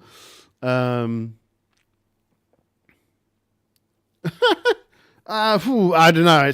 I think the party, if they're relying on the power of a small slime, they're in big trouble. Big trouble, I tell yous. Right. So, and also, we're surprised we're going to be able to like block the door, get the 2 fighters plus the thing in there, get the archer away, set the place on fire. They all take a D4 worth of damage for being on fire, right? I reckon that's probably about fair. And by fair, I mean completely unfair. So you take 1 point. You take 3 points. Rah! They all go, we're on fire! We don't like being on fire. Well, you're on fire anyway. Ha ha ha ha ha. Be on fire. And they're like, no, we're on fire. Grr. This one got 2, I think that was. So 6. And the last one takes 4 points. He's on fire. Yeah, exactly. I'm really good. Well, I'm more kind of useful if what you do is, I don't know, kidnap people and melt them in your bath. That's kind of, I'd be really useful for that kind of stuff. You know, fighting gnolls, not so much. They're pretty big, so I reckon they can only fit 2 abreast in this here corridor. And our wizards are not, actually, do you know what our wizards are going to do? I know what our wizard's going to do. Our wizard is going to charm the big boy. Big boy's going to get charmed. Yeah, big boy's going to be our new best friend. That's what we're going to do. He gets a saving roll. So he needs to get above 15 to not get charmed when it comes around to a ranged turn. So let's see who goes first. As always, pinks for good guys. 2 monsters go first. So 2 of them rush into this here corridor. The others can't really do much. And we're going to go, cool, range shot into these chaps at the back. Let's shoot this one. This one's like not very on fire, but we're going to shoot them. In order to shoot them, we need, against an armor class of 5, we need, let's dig them out. Against an armor class of 5, Cassandra needs a 11. Come on, Cassandra. You can do it. You're a hero. You're not a hero. You're completely not. You're useless, Cassandra. Whoever brought you along, you need to be disciplined, Cassandra. Be more heroic. So that's for ranged attacks. Magic, charm. Matey boy needs to get a 15 or more. Watch him get a 15 or more. 10. He didn't get a 15 or more. He's charmed. Status. Emotes. Surprised. Ooh. 12. What is it? Okay. Can I change the color of his base just so that we remember that he is good? Good hobgoblin. Not hobgoblin. Good gnoll. These we guys. Grr. They're going to be mighty surprised when this guy starts smashing him with his sword. Top bananas. This is going. So they go. Woo, charm. Brr, charmed. Okay, cool. Top bananas. So that means melee. These guys get to go first. I reckon this one's going to attack that. This one's going to attack that. Let's roll. They need to hit 2s. Yeah, they need to hit 2s. So they need 15s. They both need 15. So this one first. That's a 6. Doesn't hit. This one next. That's a 14. Doesn't hit. Nah. Whoa, dodge, ducks, chings off his armor. Smashes into his shield. Punches him in the face. All right, melee in the other direction. These two aren't aware that this guy's a bad guy yet. I mean, a good guy even. So, they need to hit armor class 5 12s. Okay. We have the 2 fighters, so Brennick, you miss, useless. Fret, you hit, good girl. We like you. Fret, you're the best. That's why you've got the best model. Ha ha ha. Fret does a d6 worth of damage, d6 plus 2, right? 7 points of damage. Oh, good job, Fret. Oh, that kills it. Wonderful job, Fret. Grr. Grr, grr, grr, grr, grr. Right, now this guy is going to smash this guy. Hit dice 2, hit armor class 5, needs a 12. That's a 16. So this guy hits this guy. And he's very surprised. Then he gets hit for 3 plus 1. 4 points of damage. So now he's like, what on earth are you doing? What are you doing, Grug? You were supposed to be my boss. I'm sorry, I didn't mean to do such a terrible job. And he's like, oh, no, this guy's out of range of melee, so he doesn't do anything. He does, I reckon. He hits him with a pole hammer. So he's got a pole hammer. He's going to smash him in the head with a pole hammer. Well, he's going to try. Anyway, Katuku, I reckon Katuku's needs, oh my goodness. Katuku needs a 15 to hit a 5. So, let's see. Oh, wow, Katuku hit him. There you go. Go on you, Katuku. 4 points of damage. But are you 4 points minus 1? 3 points of damage. Ooh, takes him down to 2. What a round. Ooh, yes, very good. Very good, gentlefolk. Right, next. Next turn. Who goes first? And who goes second? We don't take evens. We re-roll that. We're landing outside. Okay, cool. The party goes first. So, what should we do? We've got Matey Boy at the back here. We don't want to lose him. So basically, in old school Dungeons and Dragons, this guy is like now ours for at least a week. He gets a roll every week to see if he frees himself. So that's good. Do we storm in or do we hold the line? I reckon he's going to go in. He's going to stay back here with his pole hammer. And she's going to come around behind, right? She's going to get to backstab. So I kind of give a flat roll for backstabbing. But we'll do that when it's important. This guy's engaged. So that's kind of that. That's going to be this fight. It's going to be this round. They can't move. No magic. No ranged. We'll do the backstab first. So on a 4 or above, we do full damage, right? 1, he misses. She misses. You failure. You fail at everything. You failed at the ranged attack. You failed at the backstab. You're just a failure. Failure. Be better. Right. After that little outburst, we're looking for 12s to hit. Both of them are looking for a 12 to hit. So let's roll them both at the same time. They both miss. Useless.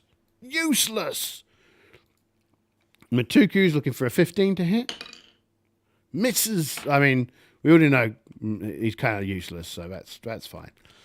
This one's looking for a 12 to hit. Oh, that's a hit. So D6 plus 1 worth of damage. Come on, roll a 6. 5, 6. 6 points of damage. That kills it. Yes. This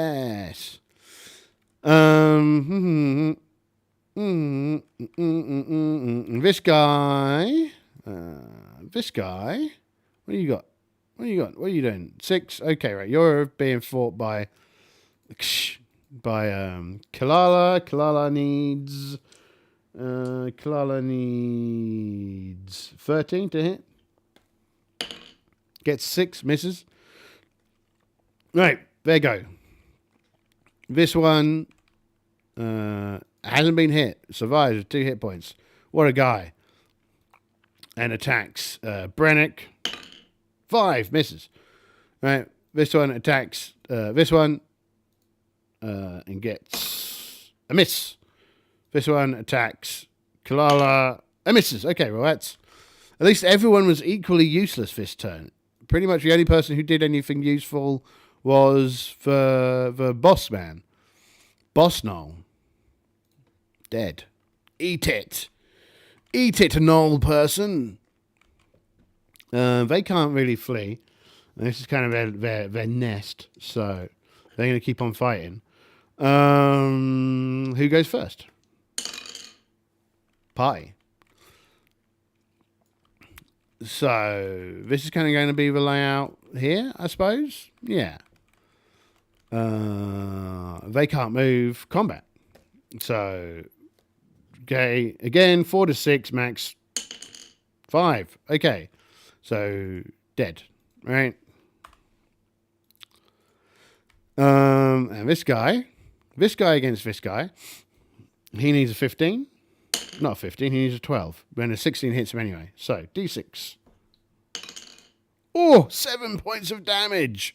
What an addition to the party. Goodness, Mr. Knoll. Mr. Knoll is the winner, without a doubt. Right, both these Knolls. So this Knoll's going to hit Brennick again, because he doesn't like Brennick. He misses, and this one's going to hit Kalala. And hits. Gets D6 plus 1. 2 points off of Kalala. Kalala goes down to 4 hit points. That's fine. Not doing too badly.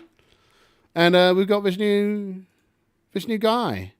New addition. New chaperoo. Just get all these guys off the map. Shoot.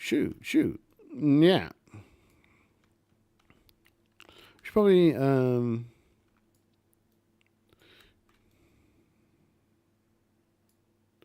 change GM base color.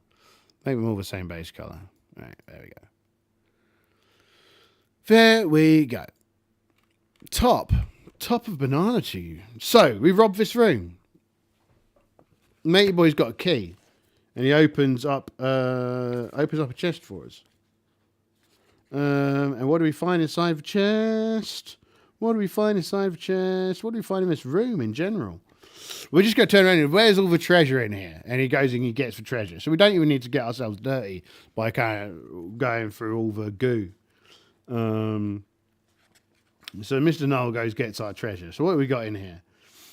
We've got some copper pieces, 2,400 silver pieces, and 373 gold pieces. Again, no kind of decent loot, just cash. We're not here for the cash. I mean, cash is nice because cash is experience points, but cash isn't 370 GP in a bag. 600 silver pieces in a bag. 600 silver pieces in a bag. 600 silver pieces in a bag. We can't really give it to you. Well, let's do it. 600 silver pieces in a bag. So that's 1,800 silver pieces and 300. But we should probably keep a track of. Well, I can total that out later. Right.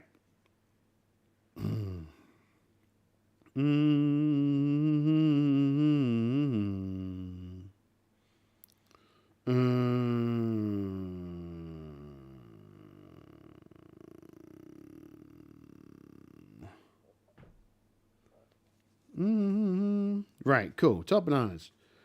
Well,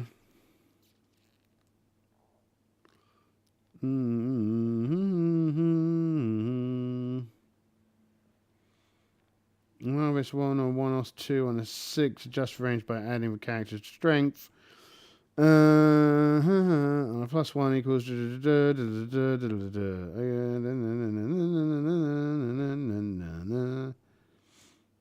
Fine. Right. Victory is ours. Kind of cheeky, but I have to say that I am glad. No problem. You're very welcome. I always enjoy meeting new folks on Threads or on Twitch or on YouTube or anywhere really. And I really like to promote new folks in the space as much as I can. Right? Love me VTubers. Hence Yeah, I was kind of inspired to get on and do stuff when I started following Yamalbat, who's like a creator that does stuff around the VTuber space. And she was cool. So I'm all into it. All the chatting, all the good stuff, right?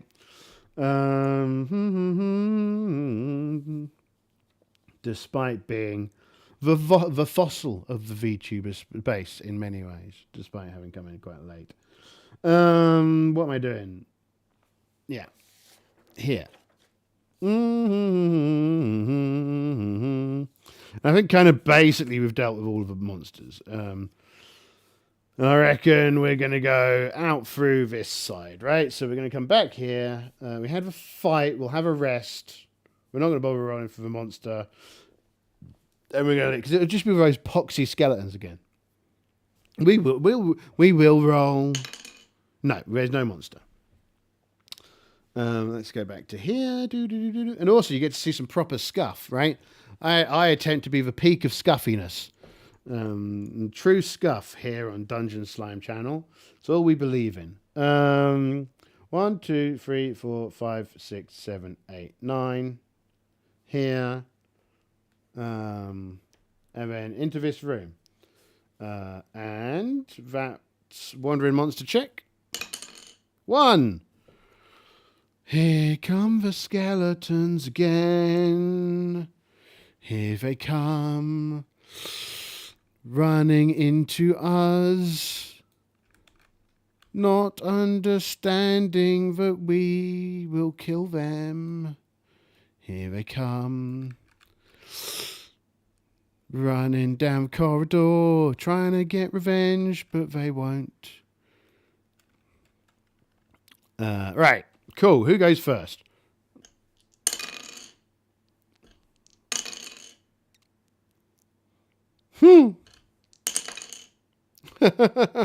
What are the chances?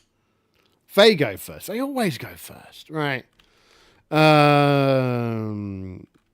they rush into the second rank, as always. So what are their hit points again? Are going to be Their hit points are supposed to be.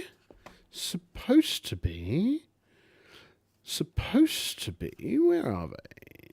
And here they are.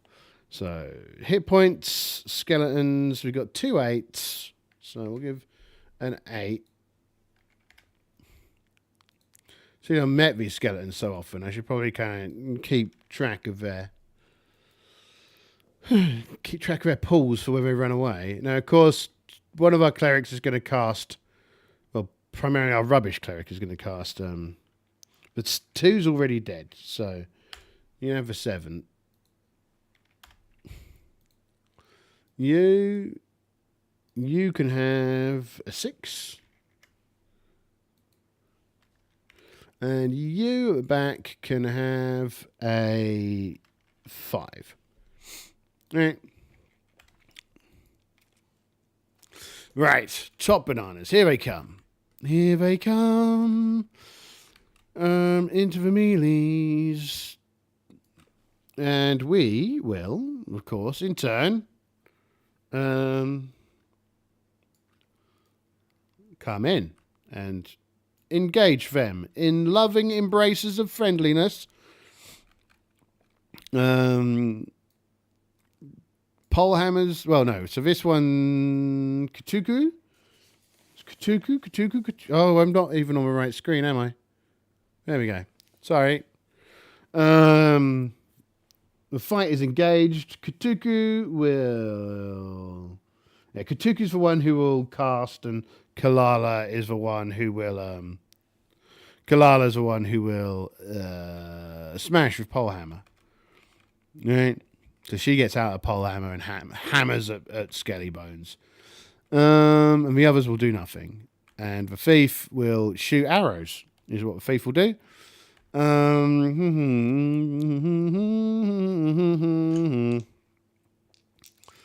And the thingies will listen out. But we'll let the first round of fighting play out first. The skeletons need... Skeletons, where are we? There we are. Time to die. We're not even going to turn them, actually. We're all going to hit them with hammers. Stuff them. We're tired of these guys. Tired of these pesky skelly bones. So to hit these two need... these two need... 16s. Okay, so this one first, miss. This one second, hit. I hate you so much. 4 points of damage to Fret. 4 points of damage to Fret. Fret is down to 3 hit points. Hate you so much. Hate you, dice. Right, I'm in to hit. Matey boy, they need a... they need a 13. Miss. Why couldn't you have missed? Why? Water! Fire in water! Why? I like Corona. Okay. So that's for melee from their side. The melee from our side will be you needing what's our armor class? 6s, 7s. You need 10s. So you hit and do a d6 worth of damage. D6 plus 2. Ooh, 8. I think you're dead no matter what. You are. Get out of here. You hit this one. Hit. Oh, there we go. And you're dead no matter what. And you hit this. You need... you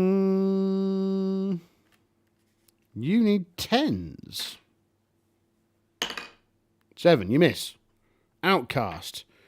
You don't have anything left to hit.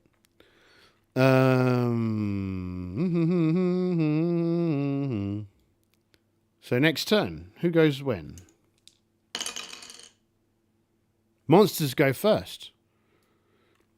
Range shot, gonna shoot at...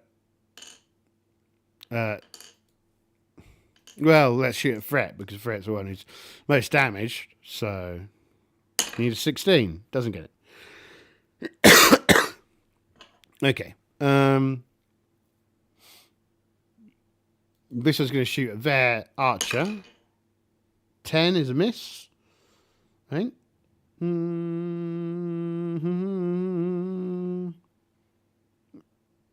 No, it's a hit. Hits. Does 6 points of damage. Oh, you're dead. Well, if nothing else, these to hit rolls have been, the actual damage rolls from our guys have been fantastic.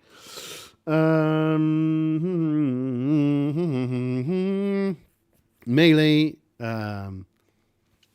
needs a 16. Doesn't get it. Needs a 13. Gets it. Doesn't do 6 worth of damage.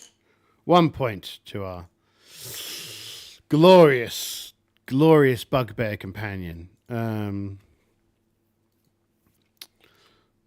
And yeah, you are gonna... yes, here we are. Right, you're gonna hit this guy. You need a 10. You hit. Do damage. 4 plus 2, 6. Dead. Aha. And I guess you could probably hit this one, so you may as well. That's a miss. You. It's a miss. You. It's a miss. Everyone missed.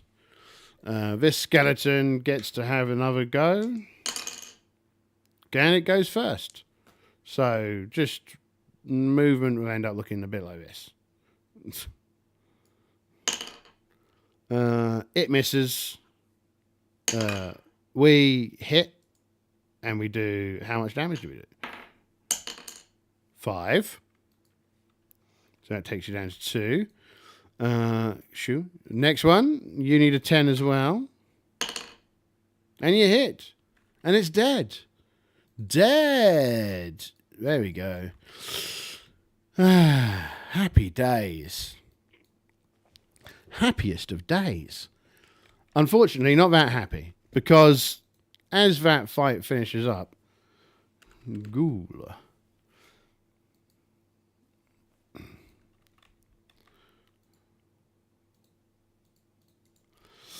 The wizards here coming up behind them. Some hissing and some and there are some ghouls. And Matey Boy will shoot at ghouls. And I don't know if Matey Boy hits. Does Matey Boy hit? Does Matey Boy hit these ghouls? Where be the ghouls? Ghouls? Ghouls. Ghouls. Ghouls. Ghouls. Ghouls. Ghouls. Ghouls. Gnolls. Ghouls. Ghouls. 2 hit dice. Armor class of 6. Let's write this down. Ghouls.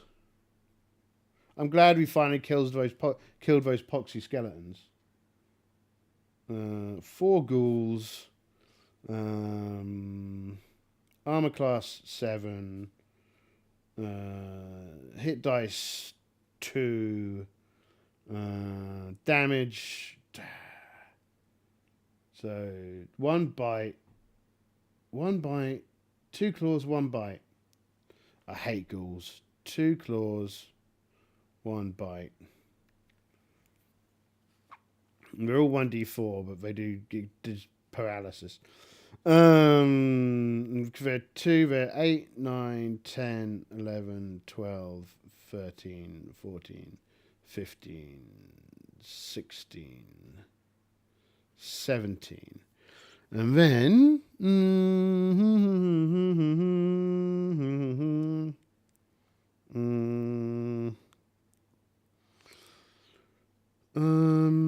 right, there's a 4, a 5, a 6, and a 9.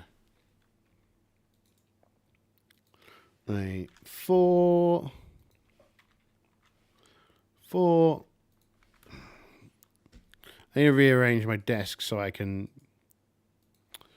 So my thingy isn't quite so far away. In one of those awkward situations where keyboard is just like not quite where it should be. You should be the 9s.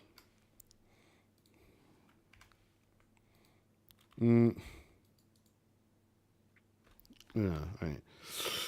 Ghouls, ghouls, ghouls. Where did you go, ghouls? Where did you go? 6. 4, 5, 5. 6. Right. Okay. Who goes first? Are we surprised? I don't think we're surprised. Might be surprised. Are we surprised? No. Okay. Good. Who goes first? Monsters go first again. Well, they're still running down this corridor, so they've got to get into they get to like here in their first turn.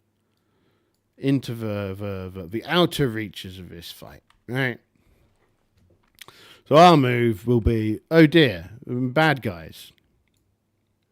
And we will form kind of a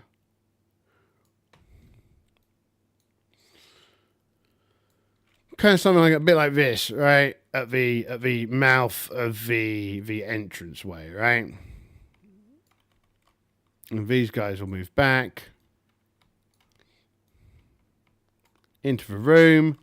We've not even been able to search this room yet because it's just been non-stop nonsense. Right.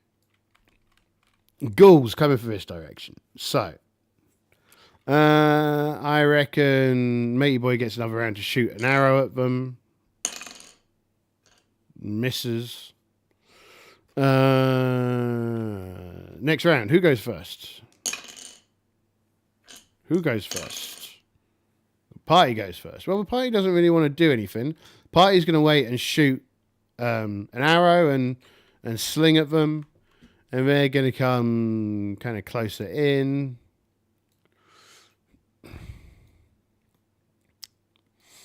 And we're going to shoot. Hi, Furious. How you doing?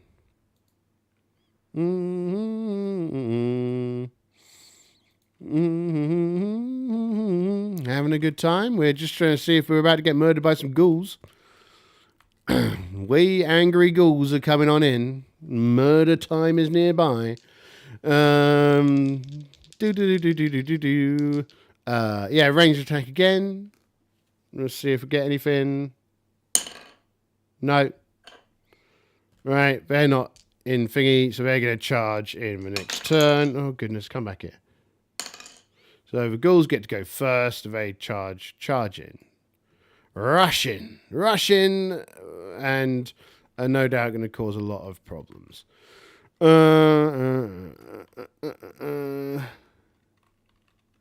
Yeah, I do both. Multi-stream. I only started multi-streaming. Well, I originally multi-streamed because I wanted to multi-stream onto VStream. But, of course, VStream's closing now. So, you know, I paid for it. So, I may as well do it, right? I started on YouTube. I'm equally unfollowed everywhere, so it's cool. I don't mind. It's all good. Yeah,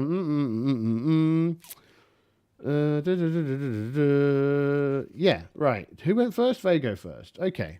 So, one thing I just need to check. Such a pain in the ass of ghouls. So, I'm going to roll once for the bite, and then once for the claws. So, bite. The bite's for problem, right? So, this one's going to attack. Well, I mean, they're right in front, so it makes sense. 12 misses. So their bites do paralysis. And paralysis is bad news bears. So this one, bite missed. Claws, also miss. This one, bite. Miss. Good. Claws, also miss. Ha-ha. Ha ha ha ha ha ha ha.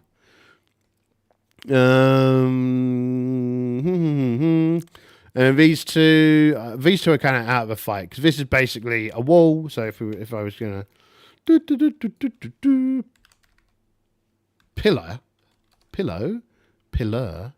so it's basically kind of like not big enough pillar, not a big enough pillar. Something. Oh, there you go. So if you can imagine, we've got pillars here, right?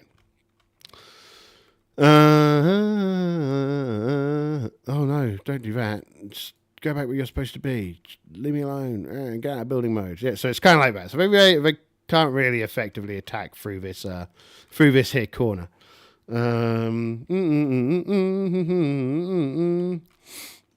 So party time. This ghoul. Who are you? You are Kalala and the bugbear. Not bugbear, no. Kalala needs a what ghouls armor class? Armor class 7. Kalala needs. What do you need, Kalala? Where are you? You're over here. Kalala needs 12s. Misses. Beastie, our null friend needs 10s. Null hits. D6 plus 1 damage. 2 points of damage. Not the resounding success I was expecting from you, Mr. Null. I was expecting bigger and better things. I reckon we're going to have Katuku will use his pole hammer to hit this ghoul. Katuku needs something ridiculous to hit. Katuku needs a 13 or above. Well, hits. Go you. That's a rarity. D6 plus 1.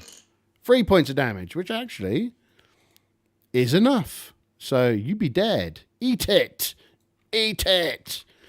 You can just kill him off the field. Ah! Dead. Haha.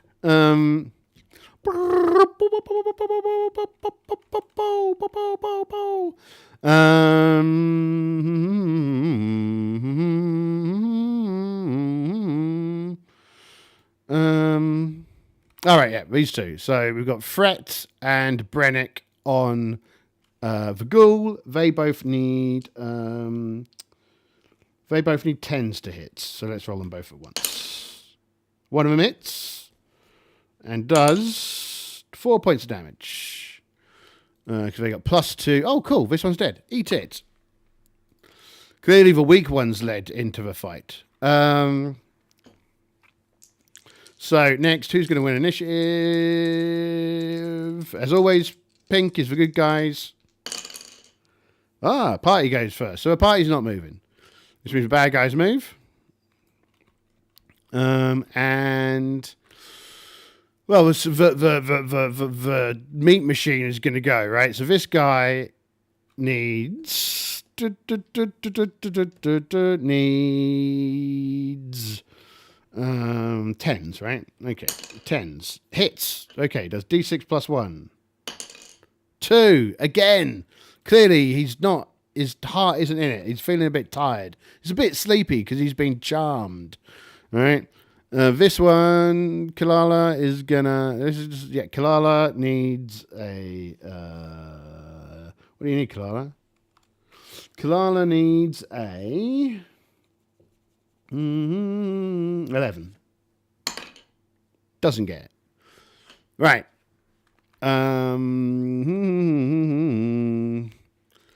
The ghoul. This ghoul. This is bad, right? So it's still alive, right? Katuku is going to hit it with their pole hammer. Please hit it. They hit it. D6 plus 1. 7 points. You're the savior of us all. You're the greatest that ever was. Don't let anyone tell you, Katuku, that your weak strength is a flaw. Always tell them that you were a winner all along. Always. Right. These two both need 12s. Do they? 10s. Right. One hit. 7 points of damage. It's left with 2. Right. So it gets to attack. It's going to attack in front of it. So it's going to attack Fret. Please, Fret. Don't die. Don't die, Fret. So it needs a 16. It doesn't get a 16. So its bite misses. Its claws miss. Yes. Eat it. Eat it. Right. Last but not least, next initiative. Party goes first. You're going to get it, monster. This guy, our Null ally, our charmed Null moves in there. You're going to have a bad time, ghoul. You're going to have a real bad time. We are going to beat you into a bloody pulp. That's what we're going to do. It's going to be a beatdown. So Kalala's going to go first. Misses. Null needs the hits. Null hits. Null does 2 points of damage again. But, ironically, this time, 2 points is enough. Dead. Eat it. What a day. What grand success we are. Look at them all. Ha ha. We survived. Right. Now, this room. Oh, nothing else turns up. We've killed all the wandering monsters of this dungeon, right? They are dead. We killed all the kobolds. We've killed all the goblins. We've killed all the skeletons. We've now killed all the ghouls. Because, superior funneling into a hole. That's what we do. Right. Let's come back here. Ah, my arm, my shoulder hurts. Jeez. Okay, cool. What do we do now? What we do now is check out what we got in this room. What did we get in this room? Boom, boom, boom, boom, boom, boom, boom.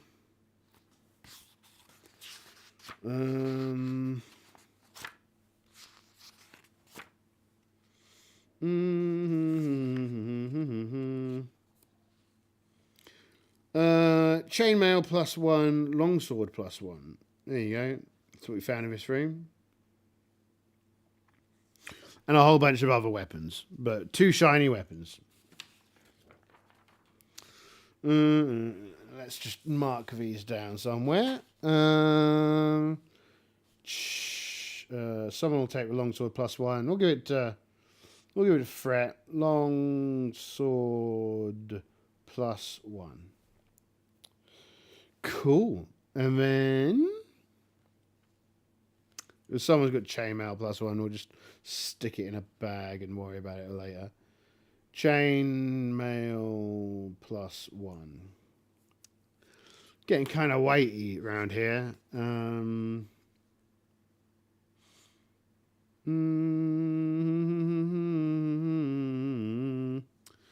Dealt with that. So we carry on forward. Another turn goes by, but we had 2 turns in there. We're not rolling for wandering monsters because we have killed everything now. We killed all the sturges and all the crab spiders. We've truly a menace to this dungeon. And we arrive in room 27. And in room 27, what do we see? What do we see in room 27? In the middle of this octagonal room is a waist-high pedestal made of stone. On top of the pedestal is a shallow metal basin thick with dust. The walls of this room are decorated with murals to your left and your right. Colourfully painted men and women in barbaric garb bow or kneel towards the western exit from the room. Western exit? Oh, is this map supposed to be like that? What? 27? Or kneel towards the western exit from the room. Okay, no. Ha ha ha ha ha. Look at that. That's a north, that is, everybody. I've had this map the wrong way around the whole time. Okay. The western exit is this exit, right?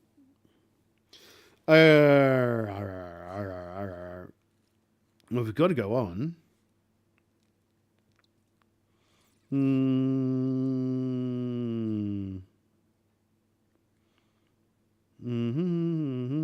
We're going to examine the basin. The players are immediately going to check to see what's in there.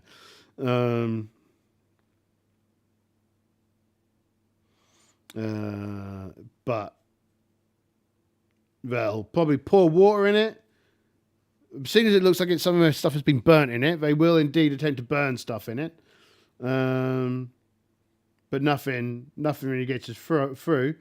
The bronze door to this room are held with a wizard lock. A spell scroll containing knock is in the treasure hoard of kobolds. Oh wow, I forgot all about that. Do I still have it? Where is it? Scrolls. Scrolls. I forgot all about scrolls. Scrolls. Scrolls. Scrolls. Scrolls. Scrolls. Scrolls. Scrolls. Scrolls. Scrolls. I don't have them. I don't have them in my inventory here. And I don't have them here. I do vaguely remember there being scrolls.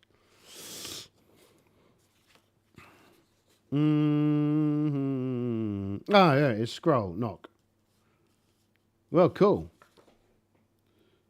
We use the scroll.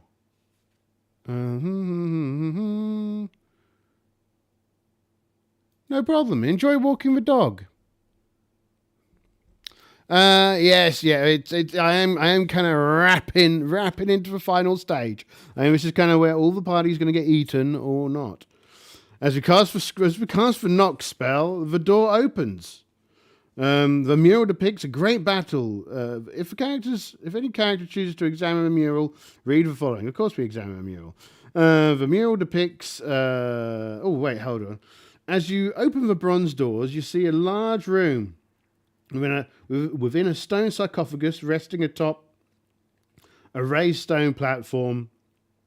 Strewn about the floor are many skeletons. Right, well, every character, the clerics immediately go, we prepare for casting Turn Undead. Right, that's what they immediately do. Without a moment's notice. The walls are decorated with a mural. The paint has faded and chipped away in places. A thick layer of dust in the air has a sickening odour of mildew and rot.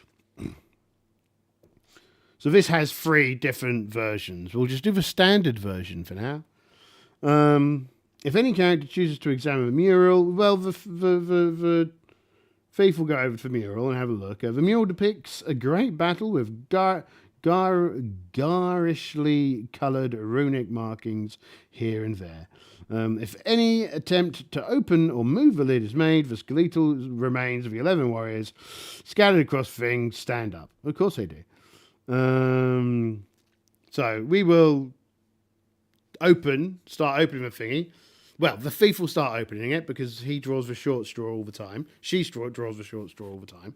So we could kind of imagine that if we're going to do this, the thief is kind of... Where's thief? Where's she gone? Come to us, Fifi. There she is, right? The thief is over here. Can we get us a... Can we get us a...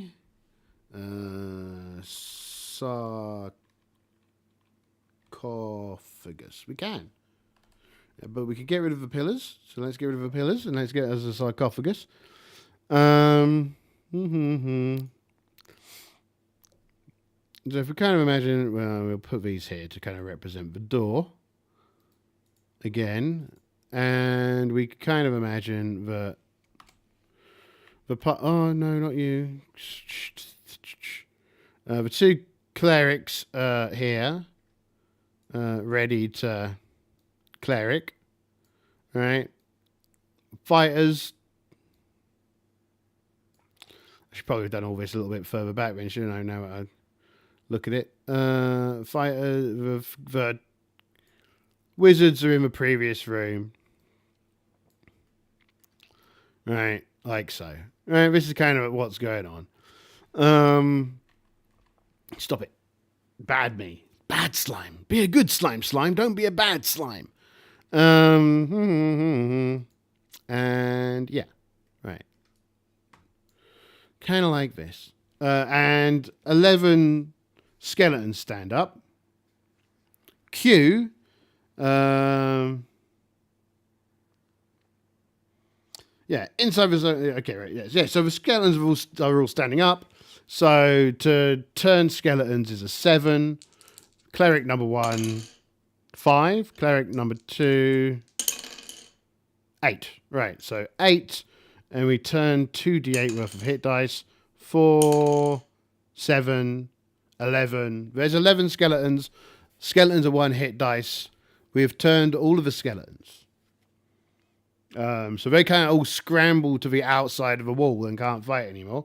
And, well, we just kill them all because they can't fight. We could kill each one in like a single attack from like our 3 combat people. So let's just note down we killed 11 more skeletons. 11 skeletons. I thought this was going to go far worse. I thought the final room was going to really, really butcher me. But it didn't.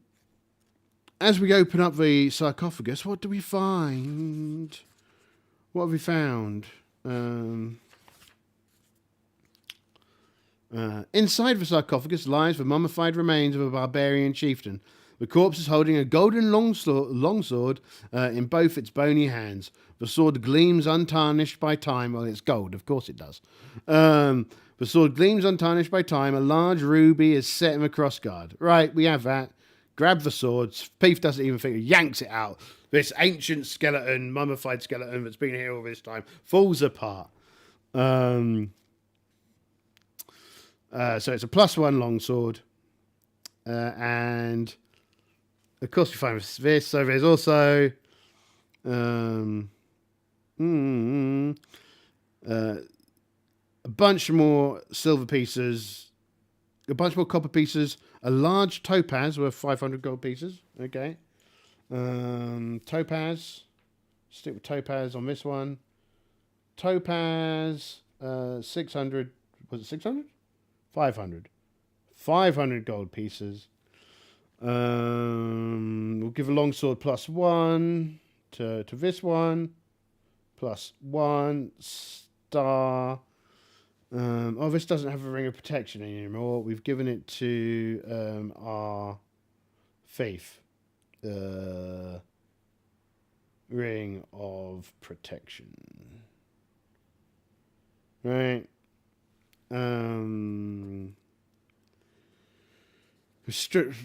Have a potion. When we test for potion, so we've got a potion, we test a little sip of it, and it's like we can hear whispers from our colleagues. So that's a potion of mind reading. I'll give it to one of our potion of mind reading.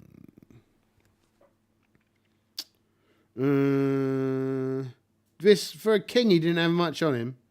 Another 74 gold pieces.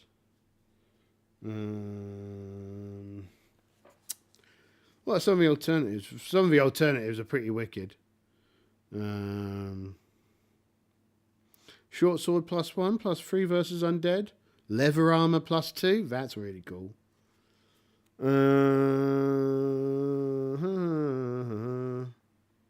So yeah, cool. Top bananas. Well, we rob it and we leg it, right? So we leave the fort, the abandoned fort on the river, on the island, and yeah, we've got cash monies. We've got loot, half decent loot. We used that Nox scroll, so let's get rid of a Nox scroll. Yeah, fantastic. We've done it. We made it through. And the party didn't get horribly butchered. I mean, we did lose quite a few characters. Well, not that many. Not that many when we think about it. We lost 3? 4? 3. I think we lost 3 characters, right? 3 party members.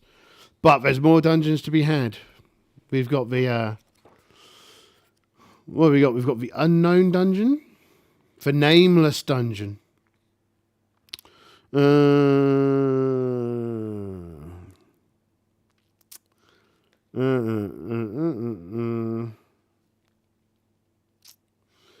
nameless dungeon. Have we got any more dungeons in here? Goodness, there's a lot of monsters in here. Spitting cobras. What does this dungeon look like? Let's have a look. Where's the floor plan for it? Oh, look, there's a puzzle. Oh, wow. Oh, look at those. That's... Oh, look at it. It's a thing of beauty. Well, that's going to be substantial. But until next time, I think it's time for us to withdraw. And return to Morgansfort and have a little party. Having taken the big guys' monies and gems, and we will trade it all in with the king, and we'll dish out our experience points and level up and all the rest of it. Hopefully we'll level up. So cool, top bananas. So it's been a pleasure. It's been a morning of gallantry and adventure. I hope you've all had a great time. Thanks for being here. I might run Traveller tonight. I might not. We'll see how I feel in a few hours' time. So, thank you all. Have fun.